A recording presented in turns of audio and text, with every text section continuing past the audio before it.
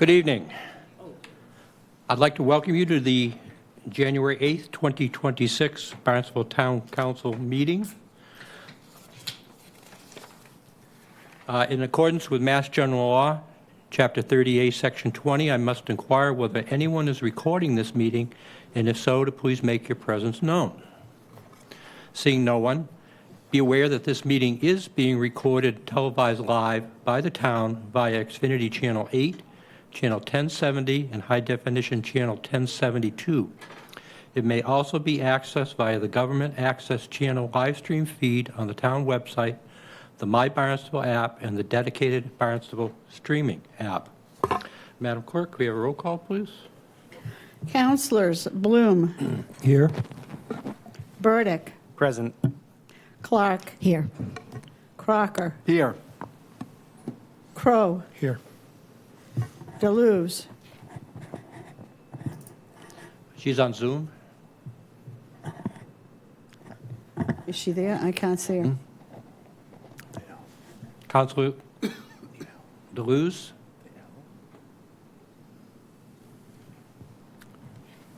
Appears she's on mute. Councilor Deleuze. No response. No response. Okay. Keene. Here. Levesque. Here. Ludke. Here. Penn. Scheingold. Here. Starr. Here. Tamish. Here. We have quorum. All right, just again for the record, Councilor Starr and Councilor Deleuze, if she appears, we will be on Zoom. Okay, I'd like to recognize Councilor Right. Lutke. Deleuze is here. Okay, thank you. Okay. Okay, thank you, President Tamish. Let me introduce our veteran for tonight. You can see on the pictures there, we have a Navy Captain, Leonard Len DiLorenzo, and the picture on the left side is of Captain Lorenzo when he wasn't a captain. It was in 1967, and in the background is Naples, Italy, and he's aboard the USS Dias, 1967. And there he is just a few years later. He's 80 years old, and he's still in his uniform, and he's looking marvelous there.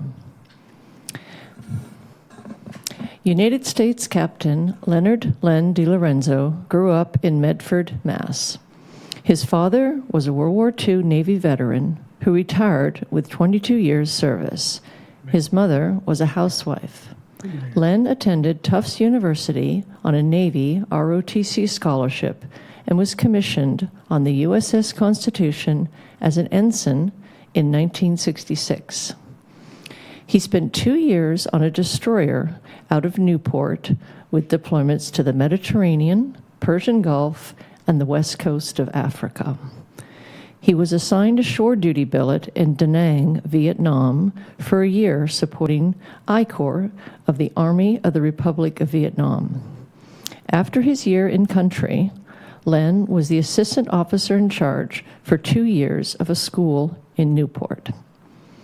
After 5 years of active duty, Len transitioned to the Naval Reserves as an engineering duty officer and spent another 22 years in command of units supporting the maintenance and construction of ships and submarines in New England, Connecticut, and Maine. He retired from the Navy in 1993 and lives in Hyannis with his wife, Anne Marie. Let's welcome Captain Len DiLorenzo.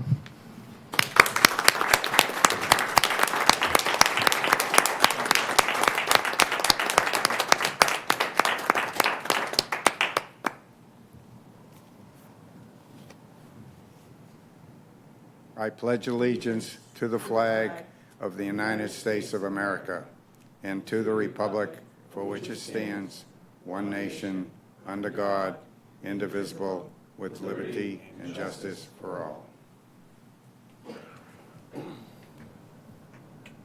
Captain, thank you very much for Captain, thank you very much for being here tonight. We appreciate your presence and thank you for your service. An honor. Thank you. If everyone could remain standing for a moment, please, for a moment of silence for all those that have served and have sacrificed for our country.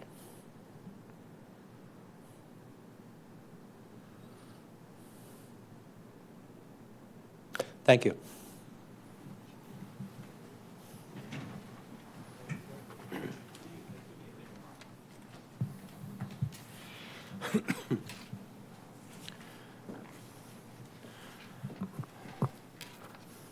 Okay, we will move on to public comment. Please make sure you sign in with your name and village for public comment. Public comment is 3 minutes. Please keep your comments brief and to the point. Written comments are always welcome at council@barnstable.gov. You'll note that that's a new email address. All the town email addresses are being changed over to @barnstable.gov. And the comments will be distributed to the entire council. If you choose to email an individual counselor, it may not necessarily be distributed to all counselors. I wish to remind everyone that no member of the public may speak without first being recognized by the presiding officer. The public will have an opportunity to speak during the public comment portion of the meeting and during any public hearing on an agenda item. You are free to express your thoughts, opinions, and criticism during public comment. However, your comments should be directed to the council as a body through the presiding officer. You may not speak directly to any individual counselor. You also should not be addressing your comments to anyone else in this room, not to town staff, nor to any other member of the audience. Public comment is for the council. We also ask that members of the public refrain from making audible comments during the meeting unless they have been recognized to speak by the presiding officer. At this point, it looks like Ms. Conley is first in line. Yeah, I always like to get this over with. Thank you, President Tamish, councilors. My name is Suzanne Conley, and I live in Osterville. The Massachusetts Energy Facilities Siting Board is currently undertaking a rulemaking process in order to implement aspects of the 2024 Climate Act. This involves public meetings and opportunities for public comment, most of which will be totally ignored, and the EFSB will go ahead and implement the changes they've already proposed regarding the siting and permitting of renewable energy infrastructure projects. These changes include issuing a so-called consolidated permit to cover state and local permits, which means municipalities will lose all control of zoning when it comes to the permitting and siting of large solar, wind, and energy backup facilities. EFSB will also utilize constructive permitting, which means if they do not approve a renewable energy permit within 15 months following application, the developer's proposal is automatically approved. What an incentive to not do your job. What I want you to be aware of is the position of the Executive Office of Energy and Environmental Affairs regarding Article 97, the Massachusetts constitutional amendment that protects public lands, like our recreational beaches, from, as the amendment states, quote, alternate use. At a December 15th EFSB public hearing focused on assessing the cumulative impact and site suitability of renewable energy projects, Undersecretary of EE&A Michael Judge articulated his opinion, not for the first time, that Article 97 cannot be invoked to prevent ocean wind farm cables from landing on public beaches because they are, quote, under the sand, end quote. This is a perversion of the intent of Article 97, which is explicitly meant to preserve the people's right to, quote, clean air and water, freedom from excessive and unnecessary noise, and the natural, scenic, historic, and aesthetic qualities of their environment, end quote. Nothing in this amendment to the state's constitution restricts these rights to the surface of public lands. With this interpretation, this council's protection of Baby Beach under Article 97 and the resolution taken to not support cable landings at Douses become meaningless. Please consider standing up for home rule and your ability to protect Barnstable's beaches by submitting public comment as a group or individually no later than February 13th or commenting on this aspect of changes at the next hearing on February 2nd. I've shared a copy of my remarks as well as EFSB contact information with the council by email. I thank you for your time and attention. Thank you. And that email has been distributed to the council. Thank you so much. Anyone else for public comment?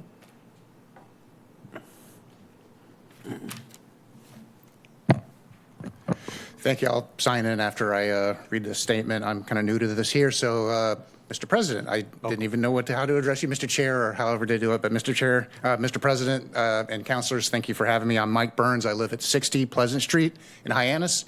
I should also tell you that I'm a professional planner, and I work on Nantucket, and I have for well over 20 years, and I say that to hope I don't say anything too out of line, because I know that you work with or know a lot of the people that I work with. So I'll say Happy New Year to you all. Unfortunately, I'm not here to compliment the great work of your staff, although they deserve it. I'm not here to compliment the great leadership you provide, although I'm sure there are times when it should be recognized. I'm here to ask that you take an issue which relates to safety, our economy, the convenience of the public you serve, that you take all of this a bit more seriously. The sidewalks around the ferry terminals, around Main Street, and along the Kennedy Legacy Trail were shamefully hazardous after the recent storm event. Mr. President, the ferries carry 80,000 passengers a month this time of year. 40,000 passengers are carried on the High Line, and those residents and visitors walk to parking lots, shops, and other destinations within walking distance of the terminal. That number is almost 3 times the population of this village. And it's estimated that the residents of Nantucket spend about $2 million a month this time of year in Barnstable County. Barnstable also collects, and I don't know a lot of these finances, so excuse me if I get this wrong, but Barnstable collects over $700,000 in embarkation fees from ferry users. They collect almost $400,000 a year in parking fees. Mr. Chair, I don't know how that funding is carried over and rolled into the general fund, but I don't believe that you're spending that money wisely or at all to improve safety, convenience, or the sense of pride for residents and visitors of the village. If I'm getting this right, I don't believe you spent $175,000 in the embarkation fees, nor $250,000 in the parking fees. And I would take that $200,000 a year to ensure that the walkways are immaculate, safe, and accessible after storm events. Mr. President, I say that in jest. I just say that to ask you to please take this a little bit more seriously and ensure that there are dedicated resources to ensure that walkways are passable, prevent busted butts, broken wrists, cracked skulls, or worse, forcing pedestrians into traffic and having them be clipped or run over by an automobile. There's room for improvement, Mr. President, and I ask that you please take care of this. Thank you. Thank you.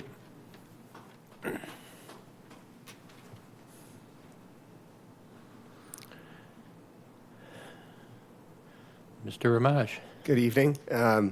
Many of you may know me and may have known that I've grown up in this, town. As I'm now a 31-year-old and I've now grown up in the village and is still relying on my 2 feet and general Ubers or friends around town to get me from point A to point B.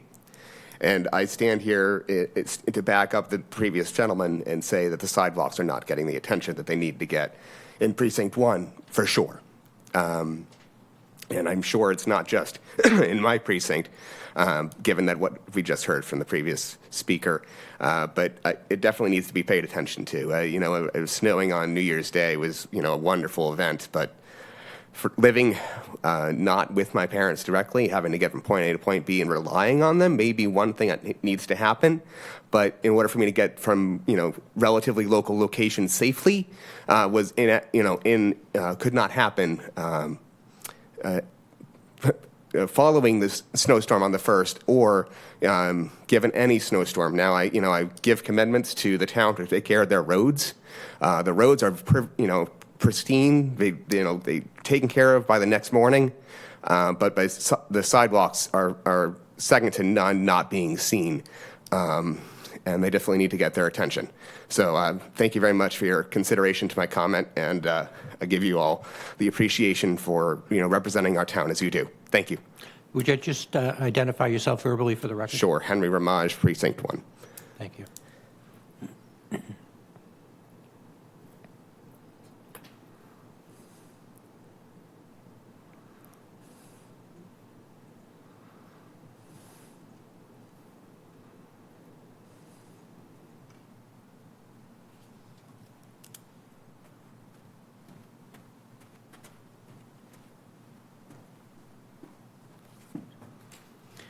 Good evening, councilors. I'm Pete Sampu, resident of West Barnstable. 5 weeks ago, Councilor Crowe requested more documentation from the article I referenced concerning the involvement of outside money and influence in local opposition to offshore wind farms. And I want to set the record straight. I did not say that our local anti-wind group receives money from outside groups. What I said was, quote, local seemingly grassroots anti-groups were receiving massive and varied information subsidies from some of these dark money think tanks. So I'm putting into the record the actual peer-reviewed research paper, along with my brief synthesis of said paper. I would like first to distinguish the profound difference between scientific peer-reviewed publications and article stories and or opinion pieces in newspapers or online non-peer-reviewed writings. Quote, peer-reviewed science articles are generally highly reliable because experts scrutinize them for validity, originality, methodology, making them a strong indicator of information veracity. Whereas newspaper articles and web-published non-peer-reviewed information lacks this level of scrutiny. So what were the key findings behind this work cited above? Acknowledging that it had 99 reference sources and was in fact peer-reviewed. Who were the important players and actors involved in this information that we get from anti-wind groups? Figure 1 illustrates the web network of links between anti-offshore wind groups researched from extensive web searches and organizations' literature. The real power players are national and backed by money. The network analysis showed links between national organizations and local opposition groups, such as the one we have here in Barnstable. Table 1 followed the money, shows many millions of dollars being transferred to organizations which then are a source of misinformation that gets picked up and regurgitated by local anti-wind groups. Figure 2 shows a schematic of top-down flow from, quote, fossil fuel interests and dark money donors through both money and influence to climate denial and obstruction think tanks that then provide legal support, fundraising capacity, publicity, coalition support, personnel interlock, and information subsidies to local groups opposed to offshore wind projects, end of quote. Finally, what is particularly effective for obstructionist activism happens at the town level. Local town bodies do not have the time nor expertise to evaluate the veracity of claims being made by many offshore wind opposition groups. Misinformation, Pardon me, Mr. Sampu, you've hit 3 minutes. Can you wrap your comments up, please? knowingly or not, and loud voices can significantly influence local decisions and delay society's shift away from fossil fuel energy. So, councilors, please acknowledge the value and veracity of objective science that brings to society's decisions for our future. Thank you very much. Thank you. Likewise, your email and attached documents have been distributed to the entire council. Thank you very much.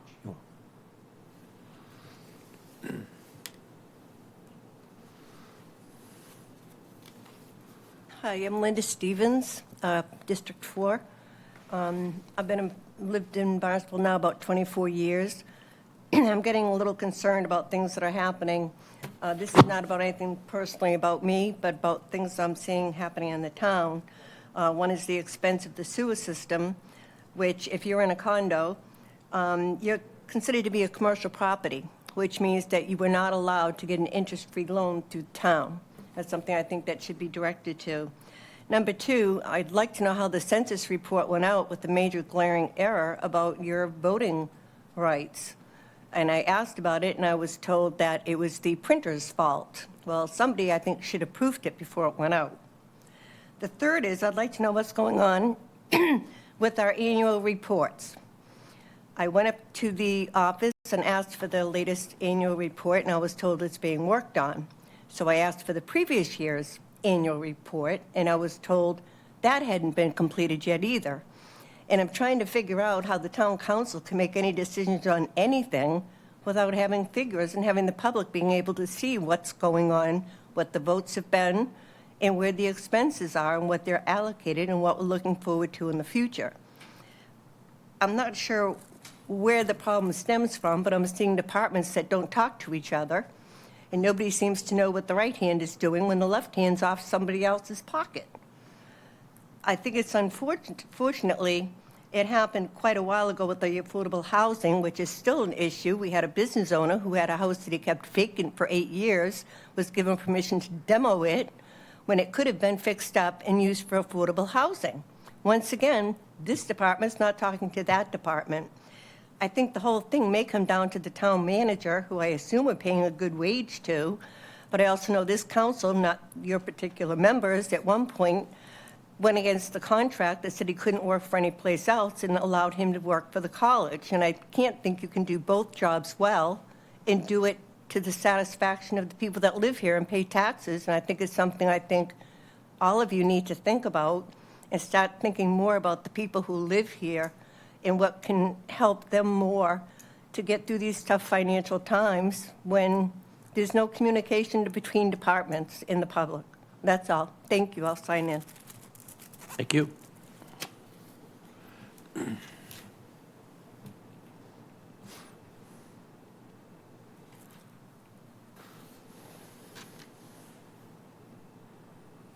Thank you. Thank you. Anyone else for public comment?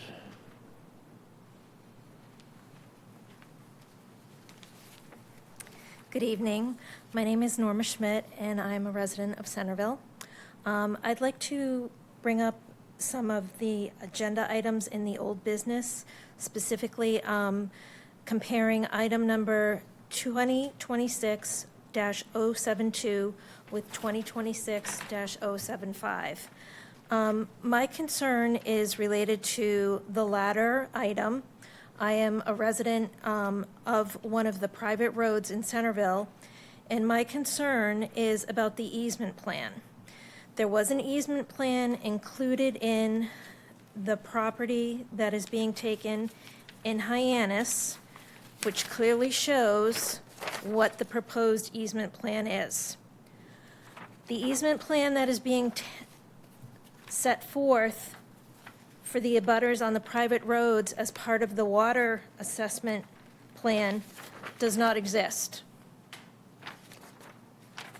What I would like to know is, does such an easement plan exist? And if so, where can it be made available? And how is the plan for the expansion of the sewer project going to affect my property? I understand that there is an easement for water and utilities, but that's it. Nothing has been outlined. I understand that this is a 30-year project, but as one of the members of Phase 1, there's been very little communication as to tell me how much of my property I have to grant an easement to and where it's going to be placed. Thank you for your consideration. Thank you.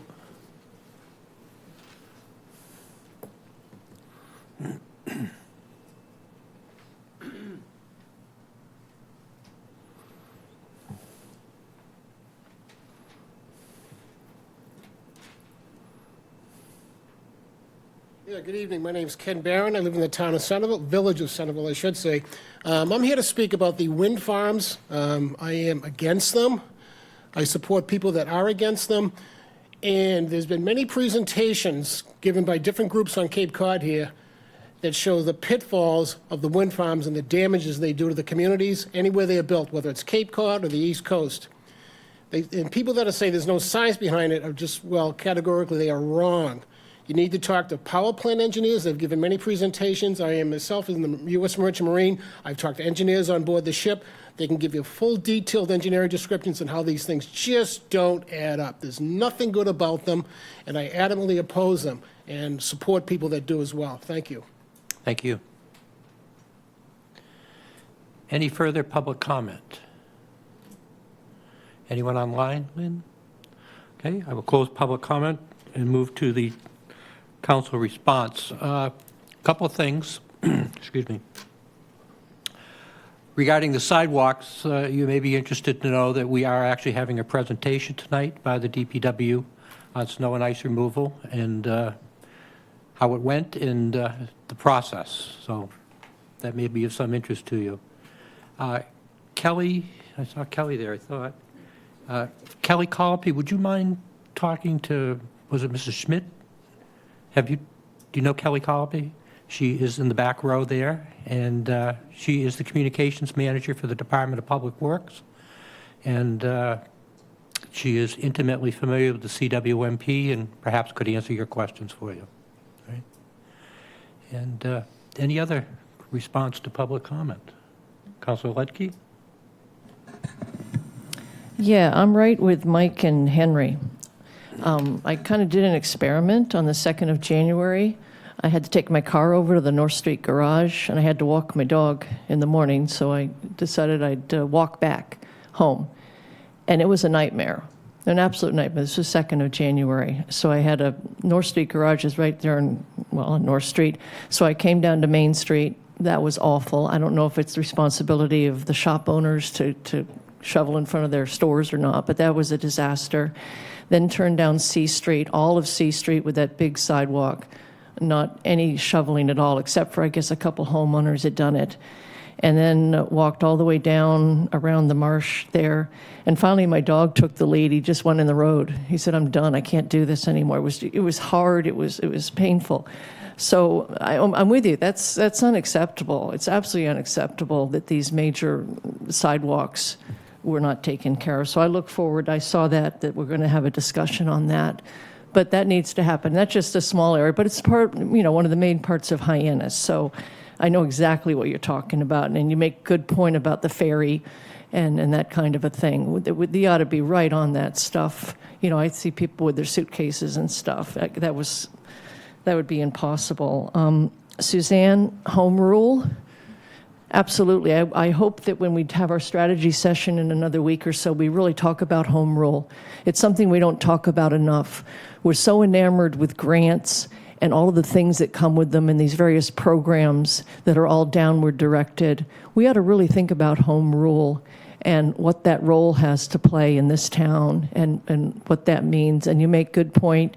And Pete Sampu, I can't disagree with what he said. There's all sorts of lobbying and, dark money and things in every aspect of life. So I have no argument with what he said, but I also have no argument with what Suzanne said. And I'm kind of wishing Vineyard Wind had been allowed to proceed because we'd really have some data.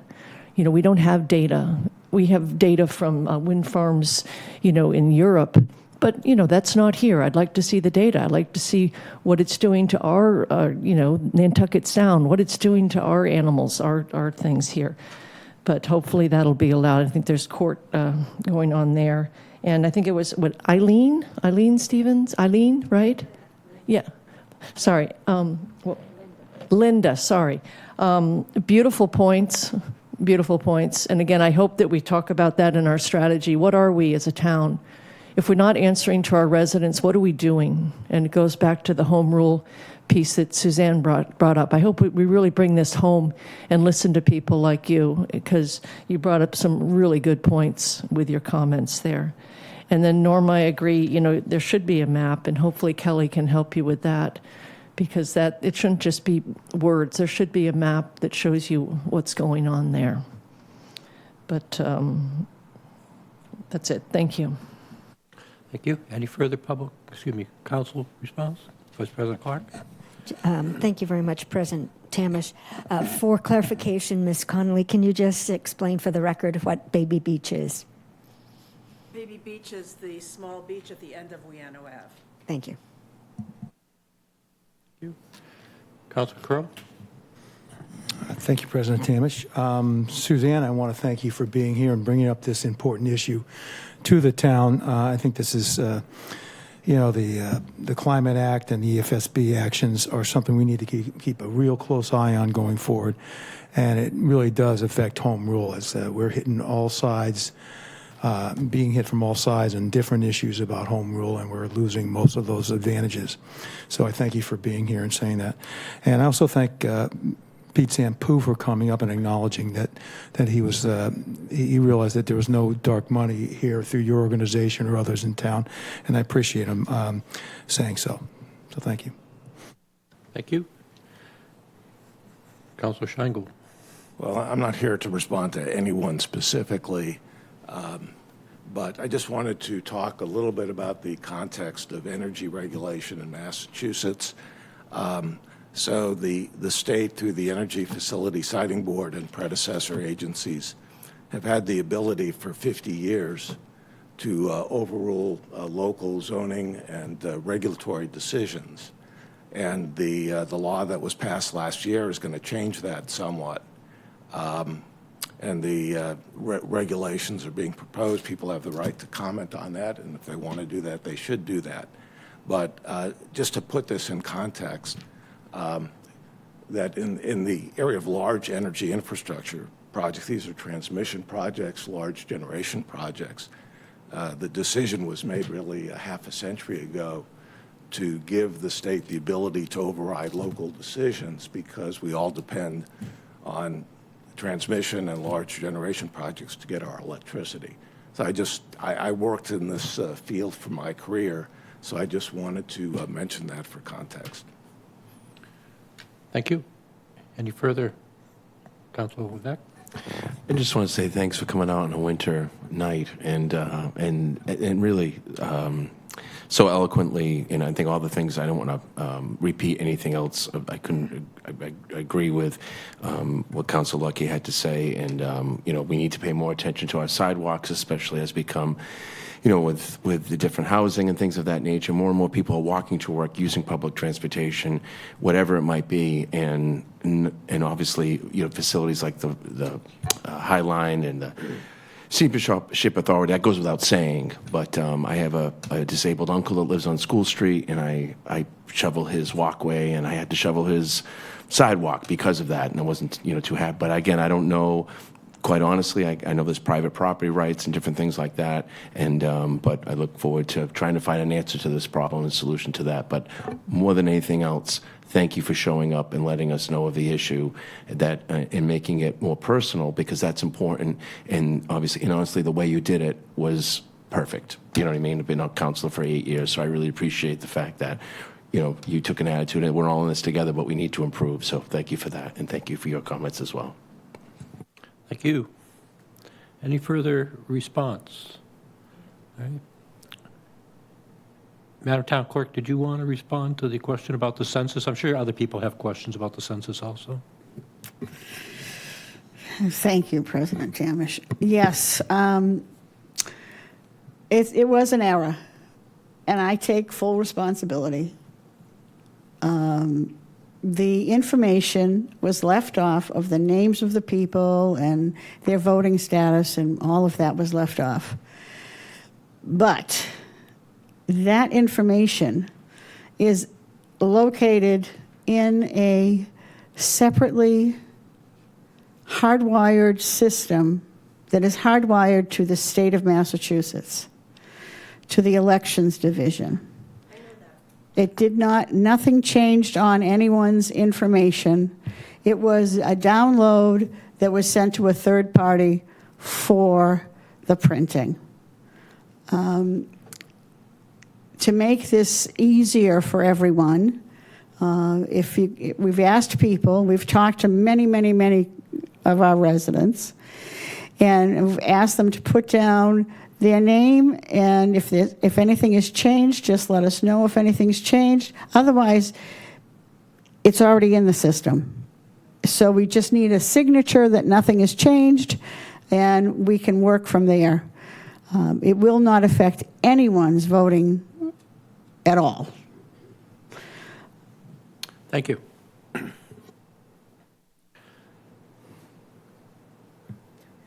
Mr. Ells.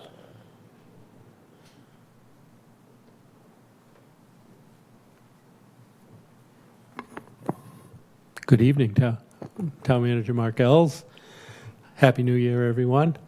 Relative to the annual report, staff is working on the 24 report. 25 will just start to be organized. All of the information that was cited is available for to the public, and I apologize to anybody who comes in and we can't very quickly actually direct them to the information they're looking for. So certainly we will do that. The annual report, though, is really an after-the-fact record. We do it because the clerk certainly wants to keep copies of that, and we'll continue to do so.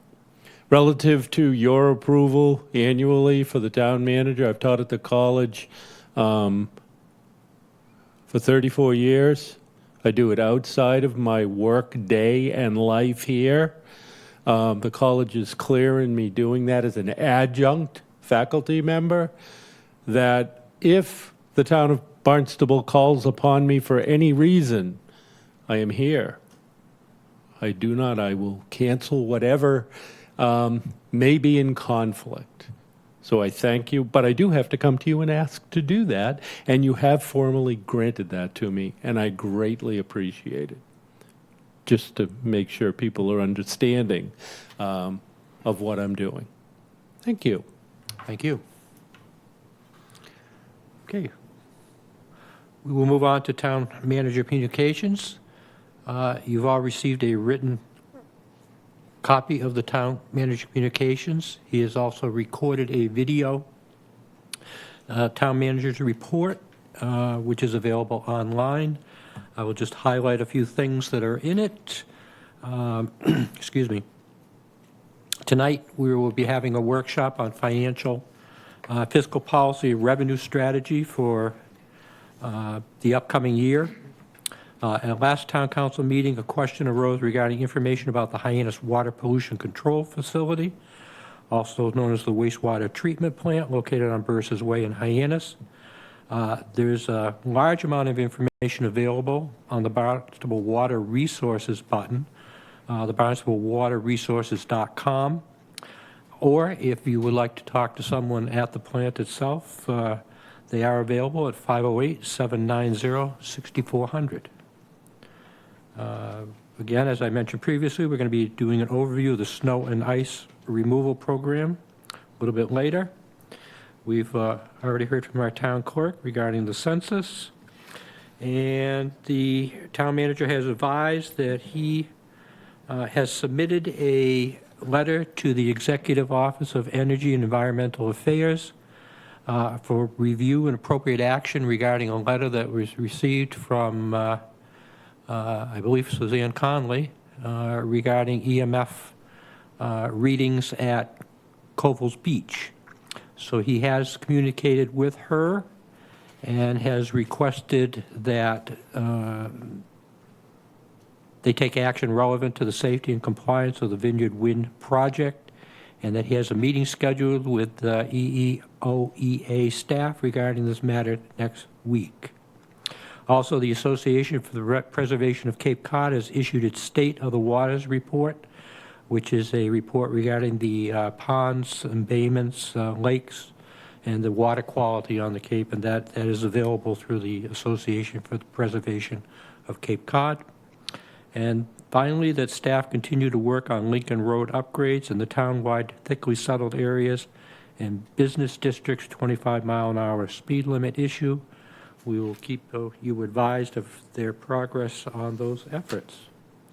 Any questions for the town manager? Councilor Letke? Just curious on the Lincoln Road, if there's anything, because I see Lincoln Road, and I know I've written to you guys on it, as a really good example for the town, where if, we did this in a very public way, it would be a good learning experience for everybody in the town to see what could and could not be done to calm traffic. And I think Lincoln is a great example. So just curious if there's going to be some public engagement or what it looks like. There is, and I spoke with Director Santos and then Director Kupfer, and I think Jim's sitting back there, so he can certainly share what he may envision. But yes, there will be. And I do think this is a very interesting example between Route 28 and West Main Street, two of our primary roadways in town. And, it has everything, a straight, wide, asphalt surface that will present challenges to us. Speeding, volume of traffic, residential housing, and neighborhoods and commercial. So, yeah, it's a great example. And hopefully we can come. We have gone through this. We have had many over the years discussions. And I don't know that we've ever come to a consensus closure on, okay, what are we going to do on Lincoln Road? So we will. We'll try to, I should say. But yeah, I agree with you. This is a good example. Yeah. I don't know if Jim got up. It's right behind you. Oh, wonderful. Sir. Thank you. Good evening, Jim Cufford, Director of Planning and Development. Yes, I've sat down with DPW and the team there, discussing our next steps for Lincoln Road. Obviously, we have some short-term progress being made with just the simple speed signs. And then next step is exactly what you're mentioning. We're going to be looking to further design through public engagement first, but looking to utilize local dollars as opposed to going to the state for kind of a long-term 5-10 year out to hopefully streamline that process using our local funding potentially. But it will start with public engagement because there's a lot of good discussions that have already been had, a lot of passionate individuals on the road. But I think it's worthy of all of our time to sit down and talk about what are the priorities and how we can best achieve the positive result for the neighborhood. So yes to public engagement, and yes to hopefully streamlining our design to make progress sooner rather than later. Thank you, Jim. That sounds fantastic. Thank you.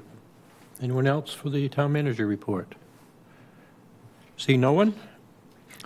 Could I have a motion, please, to accept the minutes of the December 11th, 2025 meeting? So moved. Second. Moved and seconded. Any discussion? Seeing none. As we have two counselors that are here via Zoom, all votes tonight have to be roll call votes. So, Madam Clerk? Councilors Bloom, Yes. Burdick, Abstain. Clark, Yes. Crocker, Yes. Crow, Yes. Deleuze. Deleuze,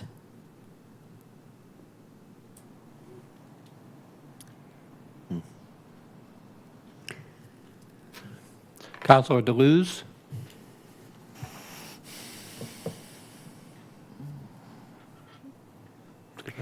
Keene, Yes. Levesque, Yes. Ludke, Yes. Scheingold, Yes. Starr, Yes. Tamish. Yes. Councilor Deleuze Deleuze here. has unmuted. Oh, there she so is. Perhaps she's, I'm having a hard time with this phone. I abstain. okay. Thank you. You're welcome. It passes 10. Thank you. Motion does pass. Okay, tonight we have two presentations, one on fiscal policy and revenue strategy by our town manager, Mark Ells, and finance director, Mark Milne, and snow and ice operations by DPW Dan Santos and Rob Steen. So, Mr. Town Manager, I will turn both of those over to you. Thank you, sir. Mark Milne's controlling this one, correct? All right. Mark, tell me when you're ready. And thank you for this opportunity. These discussions relevant to budget policy and revenue strategy are critical. I think the timing is good where you're going back into discussions about your strategic plan. But certainly when Mark Milne gets into the detail of major decisions that we need to make so that we can move forward relevant to program services and capital projects, and he will be making recommendations as to how to proceed. That will help guide us in partly in 27, but 27 capital and operations are fiscal 27 are actually pretty much in place at this point. So we're talking about 28 and beyond, but certainly it impacts all of it. I'll start just generally by pointing to some factors that you all know, but I think it's important to refresh everyone's memory and to make sure the public knows. And it is that our town council takes time to establish a strategic plan and a vision for what we, as the administrative side of this government, focus and prioritize on, and how we use the resources that you do give to us to accomplish those priorities. And that's critical. Every successful, the most successful organizations in this country, even beyond, have strategic plans, are clear on their vision. They have purpose when they walk in every day. And they focus those limited resources on achieving the priorities. We do the same. You do the same. And you focus us on the quality of life and unique character in our community, on engaging our citizens, and responding to our community when they look to have us accomplish things. I mean, right down to ice on the sidewalks. We do this with an overall sound financial management, open communications, and we try to balance everything. This is all of the challenge here is the balance. We have many demands. We're a complicated and complex community. We have many demands. And trying to find a balance so that we can do everything that's of importance to us, and then be ready to adapt at any moment, because that's what organizations have to do in today's world. And we've been ready to do that. Mark, you can move me ahead.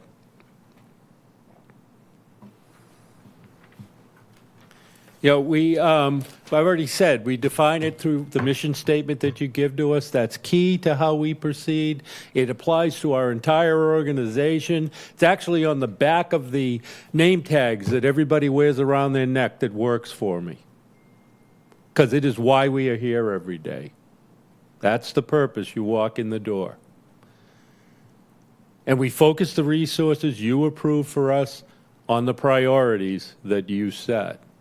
It's incorporated into our budget and our budget development process every year. It's in the documents, both capital and operating, that we give to the council. Next slide, Mark. And between the manager and the council, it's understood that council formulates policy. So that's what we're here to talk about tonight. We just don't head in it. Mark Milne and I and other staff just don't, Andy Clyburn, don't head in a direction and then come to you and tell you that's the direction we're heading in. We come to you. You set policy, you set direction, you set priority. We manage it. We proceed with that. And certainly, then you also approve the budget that would allow us to proceed toward those priorities. Those are things the council does. The manager, we manage it. We put on the professional staff to do that. We focus on the priorities that you set, and we proceed, as stated. And then we have to communicate all the time. And it is a we. It's absolutely a we. It doesn't work unless it's the legislative body and the administrative body working together, because we're a complicated community. Next slide, Mark. So I'll pause for a minute on this, because we are very proud of the fact that outside national rating agencies look at us and give us a AAA bond rating. It's the highest rating we can receive from a financial standpoint. But that just doesn't happen. Happens for everything I just said, for the time and the effort the town council puts into being clear on what our mission is, our priorities are, and to the best of your ability, putting in place the resources to move toward those priorities. And Barnstable, I certainly look and agree that strong management, absolutely. This just doesn't happen. When we have something like a AAA bond rating, it doesn't mean that we're flush with resources. It means that the resources that we have and you give to us to manage are managed well. That's what it means. And so a lot of what Mark's going to recommend to you will be to keep us on that path. And if not, whatever path we need to take, so we can manage it well. And if we can't put in place the resources we need, then we even have to sharpen that pencil more and figure out what those priorities are, what those needs of our community are, and put the resources there, okay? I can only tell you, though, as we go into this, that there isn't fat. I mean, I hear that a lot when people talk about government. The town of Barnstable's lean, and if we can't put the resources in place, which happens, I've certainly worked through that in the various roles I've played over my 37 years here. This is going to not be cut in fat, but it's going to be cut in muscle and bone. And the entire community is going to feel it. And they need to be engaged in that. It's not to make anybody scared. That's where Barnstable is. We do a lot. We have an incredibly complex community. We are a destination. Okay? We have a unique quality of life. And to maintain that, we have to put in place the resources to do so. And I think you'll hear Mark speak to that as he moves forward. So it's critical. Mark, you can move to the next one. A lot of times we stop, though, at the AAA, and that's why I said what I did when that came up. Yeah, okay, we have that. But we need to understand why we have it and what it really means to Barnstable. We also we're in the 25th year of a Distinguished Budget Award from the Government Finance Association, Officers Association. Mark, you can move on. Yeah, those are all accolades. But it happens because of the town council's work and your staff's work. I also get asked a lot about where are these policies? They're in every budget since I don't know, it's been 25 years since I was Director of Public Works and Assistant Town Manager and now Town Manager. They're in the budget book every year. You can certainly find a strategic plan there as well. And then you can go to page in this year, 63 and 64, and find what those assumptions are that we're going to go into next. And the outcome, hopefully, not tonight, but hopefully in the first quarter of 26, are more policies. And then we will manage them, whatever they are. I also point out that, we live by a calendar, and we put out the budget action calendar. So it's really important that everybody looks at that and understands that. And Mark's going to start to talk about these dates. And I talked about early on about budget fiscal year 27 versus 28. I did that because it relates back to this calendar. We're well into 27 at this point. But Mark's going to lay out some recommendations to y'all that if we're going to do something by 28, we got to start now. I just want to make sure everybody's aware of that. Okay? So I think it's important. And I thank President Tamish and Vice President Clark for advancing this discussion. But we're at a really important point from our side in managing the resources you give us to try to achieve the priorities that you set for us. I'll stop there, say thank you, and I'll turn it over to Mark Milne. Thank you, Town Manager Ells, and good evening, Town Councilors. Mark Milne, Director of Finance, Town of Barnstable. So we're at a point in our fiscal situation here where we're feeling a lot of pressure on our budget. This is not unique to Barnstable. This is being felt across the state of Massachusetts. You've probably seen the recent reports issued by the Mass Municipal Association that were titled The Perfect Storm.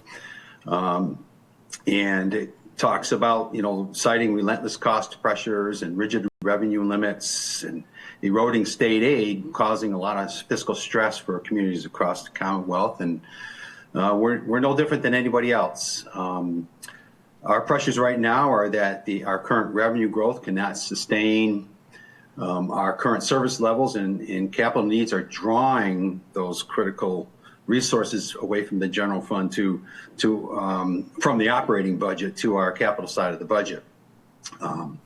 We're seeing very little growth right now in the state aid as well as local receipts. 70% of our budget or our main revenue source in the general fund is from property taxes, and that's limited by Proposition 2.5 in terms of growth on an annual basis, as you know. So we're at a point right now where our operating expenditures growth exceeds our revenue growth, and our current operating budget for fiscal year 2026 is balanced using $8.4 million of reserves. Not a long-term budget strategy I'm comfortable with, so we need to work our way off of those reserves over a multiple-year period. And really what's putting the pressure on that operating side of the budget is this large capital program that we have. $325 million of identified general fund capital needs over the next 5 years, as well as another $335 million for our comprehensive wastewater management requests for the next 5 years. Those are two reports. I put a couple of links in the presentation here for you if you haven't seen them yet. One titled The Perfect Storm, and then Navigating the Storm, with some proposals that the MMA is making for the state's consideration. Interesting proposals. I mean, certainly they're proposing that the state infuse some additional revenue into the unrestricted general government aid account, because that is about $350 million underfunded when you take inflation into consideration over the past 15 years. They cut that revenue or that state aid category back during the Great Recession that we had 2008, 2009, and it's never been fully restored. And that's caused a lot of problems for communities across the state. Although Barnstable doesn't get a lot of unrestricted general government aid, however, that's one of their major recommendations. The other interesting one is to make some modifications to Proposition 2.5. Keep the overall framework in place, but give local voters the option to implement changes, whether they be temporary or permanent, with a higher fixed cap, such as using the CPI, for example, as opposed to 2.5%. And keep that local control. We had some comments this evening about home rule. So maybe expand Proposition 2.5 and provide some of that home rule control or home rule authority over what you can do with your tax levy on an annual basis, but keep the basic framework. So some of the interesting suggestions that they've made, I'm sure you'll hear more about this at the MMA's annual conference coming up in January.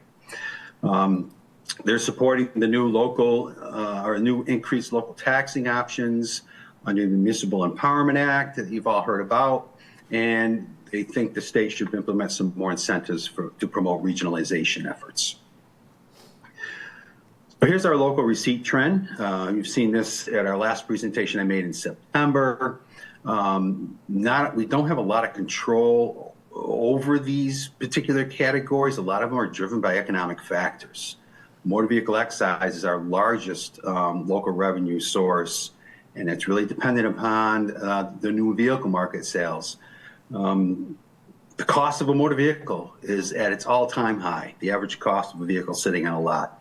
Financing rates have gone up considerably. So we expect some contraction in these categories over the next few years as a result of what's happening with the uncertainty in our economy at the federal, state, and local level.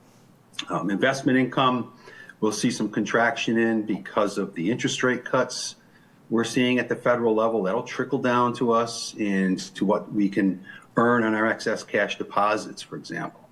So there's not a lot here that we can control locally, other than what we charge for services and fees and licenses and so forth. But that is a very small percentage of our overall revenue that funds our general operating budget.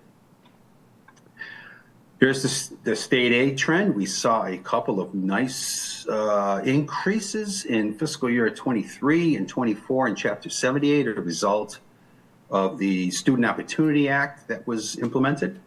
However, those increases are gone. We will not see increases like that anymore. And in fact, the past couple of years, there's been very modest increases in state aid.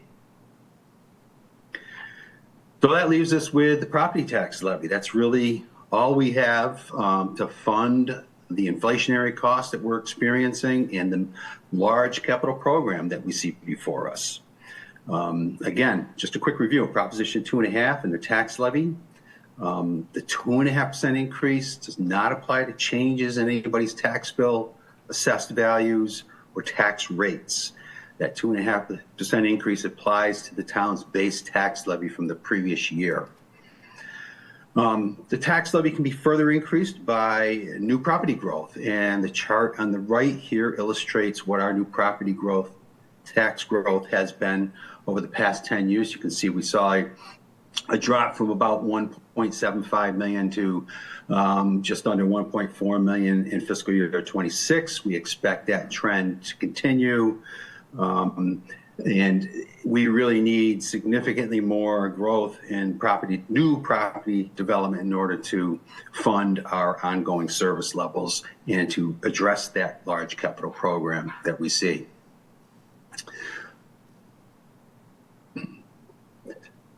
So a little bit more about our tax levy and override capacity. You can see here that our tax levy has increased about, on an average, 3.5% over this period of time. In addition to the annual levy limits, Proposition 2.5 sets a levy ceiling for all communities, equal to 2.5% of all taxable assessed property. So in Barnstable's case, we're looking at a levy ceiling of $655 million, which is $499 million more than what our current tax levy is. The only way a community can access that additional capacity is through a ballot initiative. Over this time period, our tax levy ceiling has grown from $211 million to $655 million, more than doubled. And that's at a much faster rate than what our tax levy has increased, which is about 46% over the same time period. So what it has led to are decreases in the tax rates. And here's a comparison of tax rates across Cape communities. When you look at the tax rates you see on Cape Cod, all well below what the state average and state median is, and that's because the communities on Cape Cod have a tremendous amount of override capacity. And it's because of the property wealth in the area. Low tax rates in the Cape Cod region, again, it makes it difficult for us to convince the state for the need of more state aid, because they look at that override capacity that many communities around the Commonwealth don't have, not to the size that we have. And specifically to the Chapter 70 formula, Cape communities are viewed as having a stronger ability to contribute towards the funding of local education efforts. And so don't do well when it comes to the formulas that are used for the distribution of unrestricted general government aid and Chapter 70 aid compared to other communities off Cape. And it's because of the property values here. So what are our options to raise revenue if we were to pursue this route? We could place a ballot initiative before the voters of Barnstable to continue with the implementation of our comprehensive wastewater management plan with a debt exclusion for the fiscal year 27 through the fiscal year 31 projects. Another alternative, which we've looked at, is to place a ballot question before the voters of Barnstable to adopt what's called a water infrastructure investment fund and to finance the CWMP projects. And what that would do is add an additional 3% surcharge to real estate tax bills like the Community Preservation Act does, that are specifically dedicated for water-related projects. If the Municipal Power Empowerment Act is passed, we would suggest we consider approving any of the local taxing provisions and that are included in that act. And if they are approved, it would be my recommendation to dedicate those new revenues to the operating budgets, which have been feeling a lot of stress.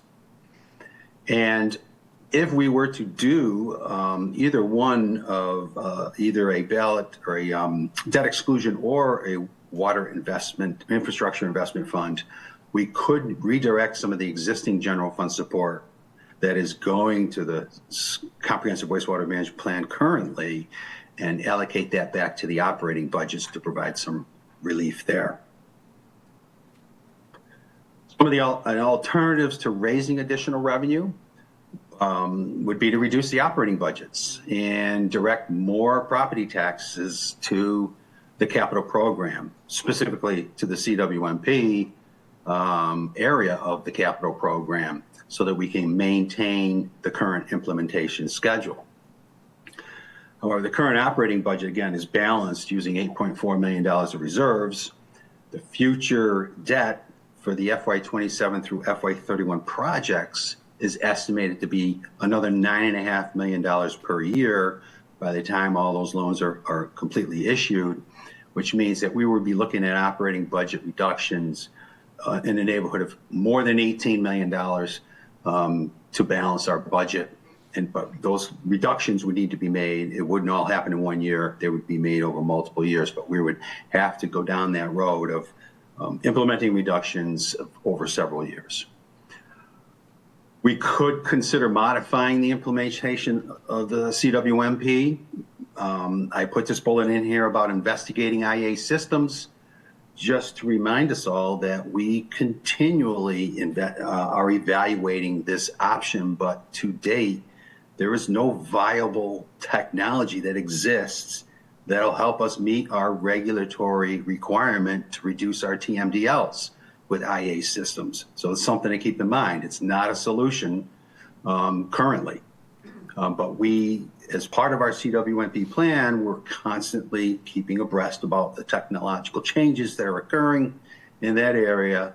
And if that technology does get developed to the point where it does remove enough nitrogen, we can certainly consider incorporating that into our plan. However, putting IA systems or mandating IA systems in full to private property owners and pushing the cost of this program all on to private property owners would not make those systems eligible currently. They're not eligible for any SRF funding. And we need to be cognizant of any change in the implementation plan that we currently have. We have to make sure that that strategy that we choose will not put us in front of any more court actions, or we want to avoid any court orders or regulatory orders that would make us ineligible for financing through the SRF program and eligible for Cape and Islands Water Protection Fund subsidies. Because if a community is placed or in place, receives a court order or a regulatory order for the implementation, we can't qualify for financing through that fund anymore. So we need to be aware of that. So when we look at our operating budget, our $224 million operating budget, 90% of that budget is allocated to education, public safety, public works, employee benefits, state and county assessments, and the capital program. Well, if we're going to go down the road of reducing budgets, we're not going to reduce the capital program. We're going to increase the capital program. So that means we've got to really, we're going to the areas where all the money is, and that's our three largest operating departments and the associated employee benefits with the people who work in those programs.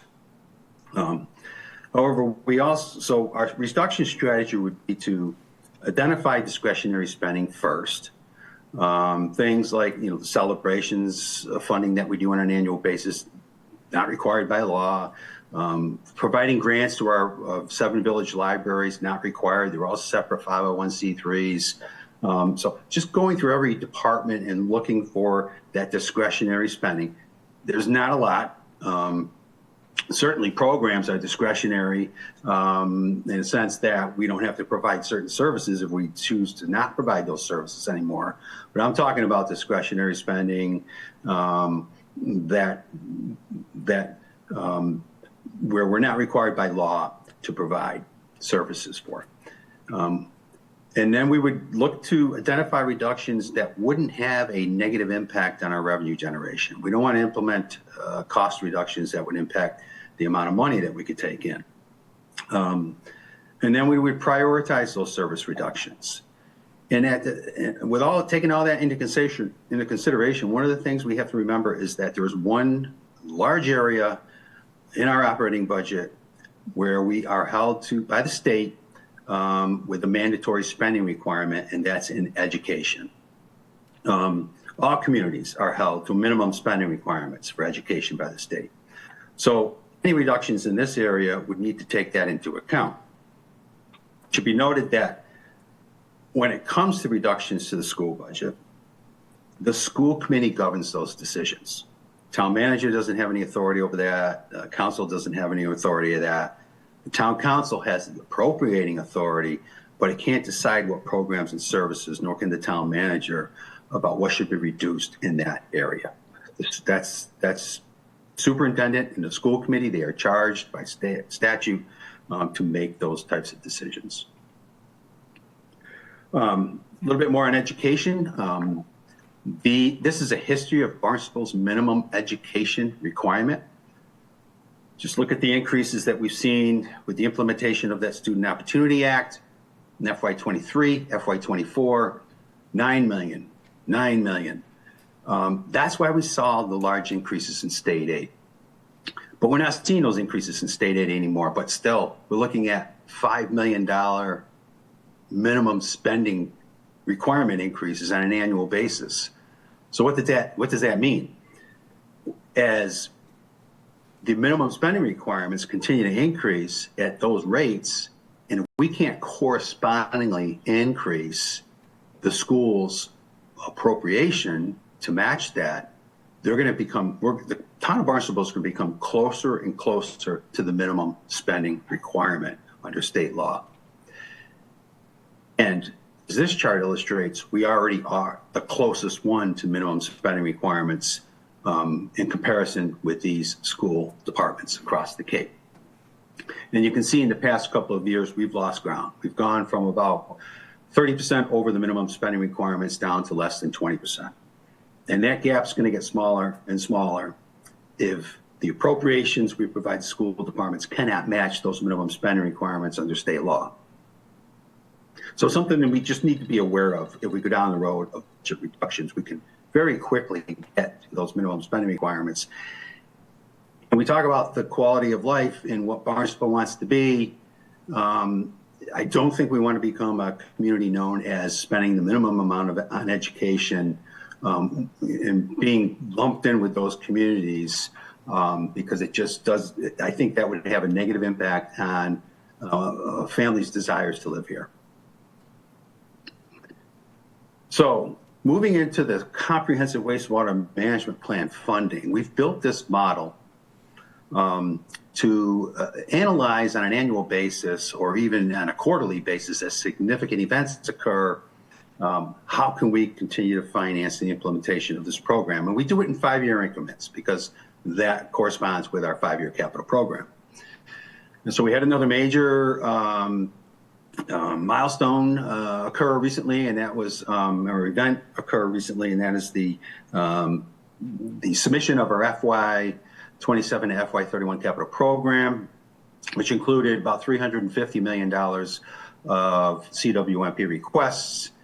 And so we updated this model. And we've had our Comprehensive Financial Advisory Committee take a look at this and report back to the council on it. And we will do so again. We'll take a look at this with the Finance Committee. And one of my recommendations this evening that you'll see later is to have them look at what we're proposing this evening and report back to the council.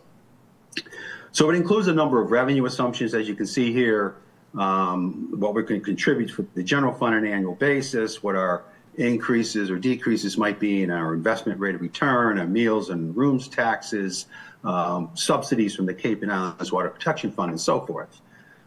We also have a number of expenditure assumptions in staff costs associated with implementation of the program, actual design and construction costs, inflationary projections, And this model helps us, again, measure that financial performance. So this is what it looks like currently with all the projects that are approved through FY26. The objective of this, of what we're trying to achieve, is that our annual resources on an annual basis, our available resources exceed our subsequent year's commitments. And so the green line always needs to stay above the red line. And you can see right now through the FY26 appropriations that we've made, we are in good shape. We can fund everything that's been approved by the town council, which is in excess of $200 million or $300 million today, with the existing resources that we're dedicating to this program. Our outstanding debt peaks at about $210 million by fiscal year 32, with everything that's been approved to date. So this is what happens when we add the FY27 projects to the model. We can still do them. Like I've been saying, FY27 is we can continue to fund the implementation of this program with what we're anticipating for FY27 projects with the resources that are dedicated, but it's after FY27 when we really run into a problem. So again, here our outstanding debt peaks at about $244 million by FY33, but the green line still is above the red line. This is what happens when we add the FY28 projects. We start running into some deficits. Our debt peaks to $300 million by fiscal year 34, and beginning in fiscal year 48, we're running out of resources and we start experiencing deficits in that year and beyond. So to approve the fiscal year 28 projects without any long-term resources to make sure that we continue to make those bond payments for the next 30 years, it's not going to work with the existing resources that are dedicated to this program. This chart here shows that, okay, what if we approved all the projects for FY27 through FY31 and the voters approved the adoption of a water infrastructure investment fund? You can see here our debt would peak at $450 million by fiscal year 39. We'd be able to do all the projects. The green line stays above the red line. It gets very close to one another out in 2053, 2054, but it would work for the next 5 years. It's a 5-year solution only, okay? So years 6 through 10, we'll be looking at something else. And under this scenario, we can redirect about $1.75 million of the current general fund commitment back to the operating side of the budget, reducing the reductions that we need to make to the operating budget. Not eliminating them, but reducing them. Here's an example if we chose the alternative to raise revenue by a debt exclusion. We could do all 5-year projects again, but in addition, we could redirect a greater amount, $3.75 million, that is currently being provided from the general fund back to the operating side of the budget, relieving some of that $8.4 million surplus that we're using to balance the budget with some recurring revenue sources on an annual basis. So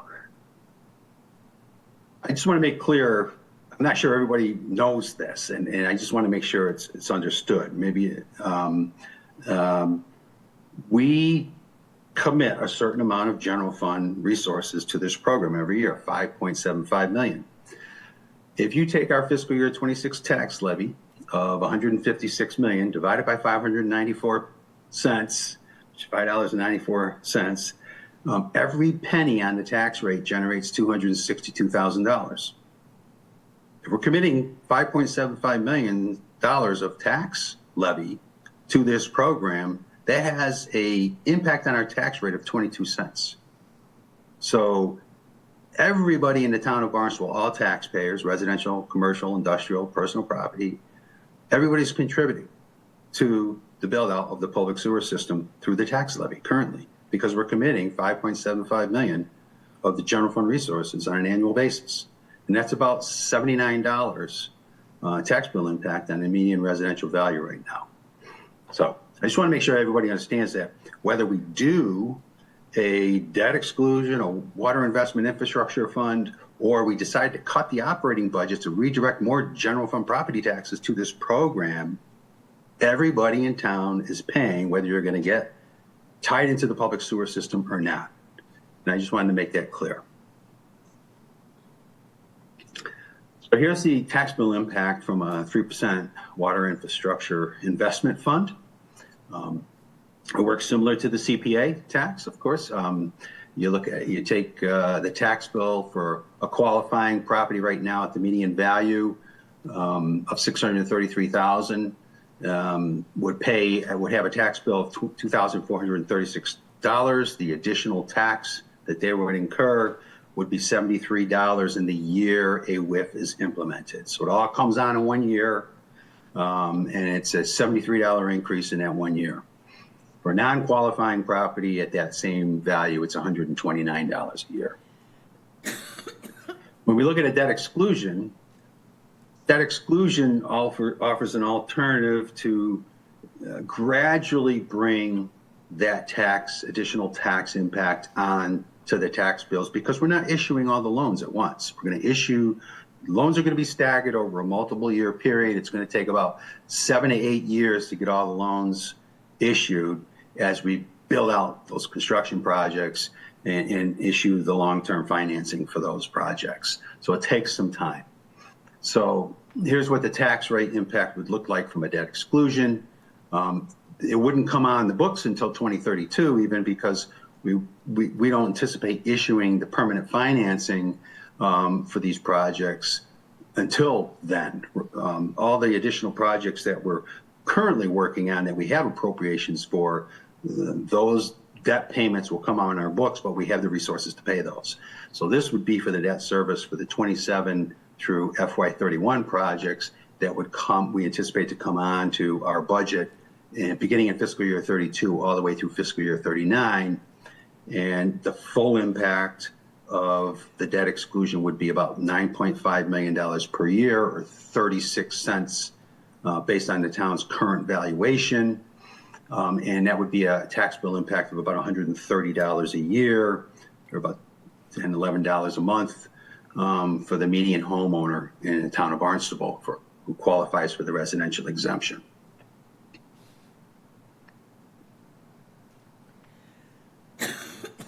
So conclusion here is my recommendation anyway, by the way, is, in other words, is either adopt a WIF or a debt exclusion to provide the resources to continue with the implementation plan as scheduled. Again, that debt exclusion option offers a gradual tax bill increase over an 8-year period, where the WIF comes on all at once. The debt exclusion also offers the opportunity to reduce the cuts in the operating budget that are going to be necessary. Even if we do this, by redirecting $3.7 million back to the operating budgets, we're still going to have to make reductions to the operating budget, but they'll be less severe if we shift $3.7 million back to that. And if the Municipal Empowerment Act is passed, we can consider adopting those additional local taxing options and direct those to the operations as well to further reduce the cuts that are going to be necessary in the out years. Again, those reductions will still need to be needed, but they'll be less severe if we do this. Some of the benefits from increasing resources for the program are that it solidifies the program funding for the next 5 years. It doesn't doesn't provide us a 20-year solution or a 30-year solution, but it certainly gives us a solution for the next 5 years. And then by then, technology could change, or something else could change that could have a positive financial impact on this program. It preserves most of our existing services and budget flexibility. If we don't raise revenue, but we continue to dedicate more of our tax levy to a fixed cost, such as debt service, that reduces your budget flexibility significantly. And support from the community to fund a program like this is viewed favorably by bond rating agencies. If we go down a road of period of multiple years of continuing to make reductions to service levels and we can't raise additional revenue, they will eventually have a going concern with the town of Barnstable and its ability to fund its current its programs. And we could lose that AAA rating if they become concerned to the point where you have this massive capital program, but you're not willing to raise the revenues to do it, as opposed to cutting services. And that could send concerning signals to the bond rating agencies about that, which will, make our borrowing costs higher if that were to happen. Again, more gradual increase in the tax levy as the loans are issued over several years. And there are tools available to mitigate those tax bill increases, which we've talked about before. Adopting a split tax rate, most recently in our tax classification hearing, that could provide some relief to the residential class of taxpayers by shifting more of the tax levy onto the CIP classes. We could gradually increase the residential exemption. We increased it this year, but you can continue. You have up to 35%. So there's another, if you did 1% a year for the next 5 years, that could be a strategy. There's been concern about what that residential exemption does to affordable housing rental properties. So we've been asked to put together a program that would adopt an affordable housing property tax exemption. So we will be working on that and bringing that forward to the town council before the end of this fiscal year. Also in the Municipal Empowerment Act is the suggestion to create a new senior means tested exemption, and that would allow for qualifying seniors to be eligible for further property tax reductions based on income and asset levels. And so hopefully that'll get passed through the Municipal Empowerment Act, and we can implement that to mitigate any tax increases for seniors. And the other, of course, we still have the CPA tax surcharge out there at 3%. That could be reduced, but the one caveat there is that would need to go to the voters if we wanted to reduce the CPA tax to offset an increase for a debt exclusion or a WIF. As far as ballot timing is concerned, if we do consider moving forward with a ballot initiative, it could be placed on a state or local election. Our next election dates are the state election in November 3rd, 2026, and the next local election is November 2nd, 2027. Or alternatively, we could hold a special local election for the ballot initiative. It doesn't have to be on a state or local election ballot, but we could have a special election. So what are our next steps? I suggest that we request the Comprehensive Financial Advisory Committee to report back on these recommendations. And I know they're busy right now reviewing operating and capital budgets. Considering their workload, that would suggest that perhaps we have them report back by July. But we would immediately follow this workshop up with another workshop in February to bring everyone up to date with election procedures for ballot initiatives. Town Attorney Nober and Town Clerk and Quirk have done this before, but it was with a previous council. We have a lot of new councilors, so I think it would benefit all of us to have them come back and provide us some guidance as to how these ballot initiatives work and what can be done.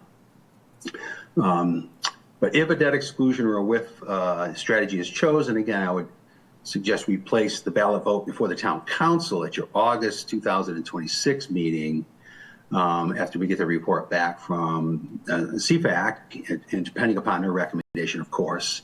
And then if we are to proceed with a ballot initiative, we would hold that special election ballot sometime in the spring of 2027 before we approve any projects for fiscal year 28. Because we don't want to approve projects for fiscal year 28 until we know we have the financing in place. So I am going to stop there and be happy to answer any questions that anybody might have. Thank you. And thank you for your time. Wow. tremendous amount of information there, Mark. Some big decisions to be made. Any comments from the Councilor Keene? Thank you, Mark. That was a terrific presentation, and you make a compelling case here. One question on my part is, we also have some significant capital needs coming up for the schools, particularly in terms of replacement of school buildings or renovation. Do they figure into the figures you had there in terms of our projected new spending? Yes, thank you. They do not currently. I am looking to, right now we have the capacity to do about $15 million in new borrowing authorizations for projects outside of the CWMP. We're looking at ways where we can address some of those larger school projects, like the roof projects that have gone before the MSBA. And we think that within that existing capacity that we have, and then perhaps an infusion of general fund reserves into the capital trust fund, we'd be able to handle some of the large school projects that are coming up in the next couple of years. But beyond that, we'll have to continue to work on another strategy. So when we're asking the CFAC then to start taking a look at this, should we try to fold in some projection on school needs and see if we need a larger override or a larger debt exclusion than just something for the CWMP? Yes, we could, but we probably would want to do those as separate votes. Okay. I'm not sure you want to combine them in one question, but perhaps two questions on the same ballot, for example. All right. Thank you. But yes, we could certainly work with them on looking what the school department's needs are and see if we can finance that within existing resources or add that to any ballot initiative that we may consider. Thank you. Any further discussion? Councilor Boone? Thank you, Mark, for that great presentation, very much. Thank you. Do you have any information about the status of the Municipal Empowerment Act? You know, how far is that along?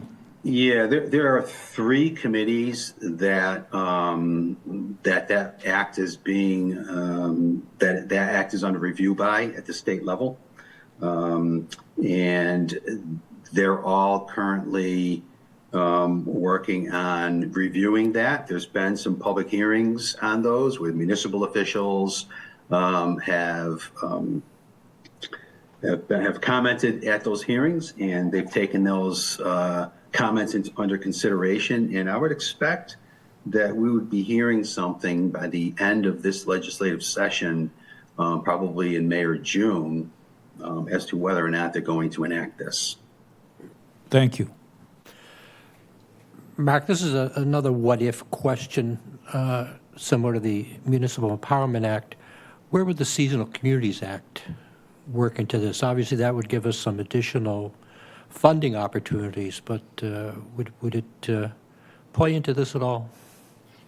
It doesn't play into this, other than the fact that I believe under the Seasonal Communities Act, you can increase the residential exemption from 35% to 50%. So, that could expand that tax mitigation strategy if we were to adopt that designation. You would have that additional tool of being able to go from 35% to 50% for the residential exemption.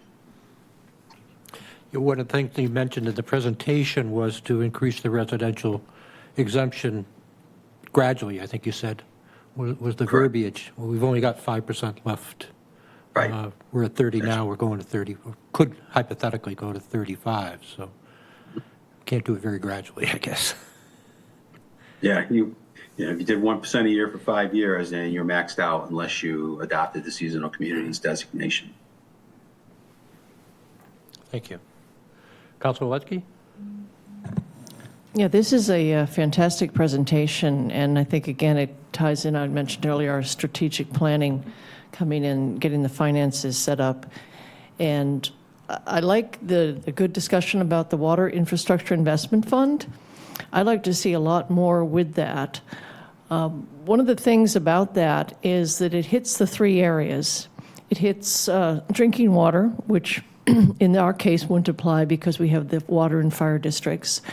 It hits stormwater, and that was mentioned in the town manager's report. Stormwater is an issue, and it could go towards that. It gives us some flexibility.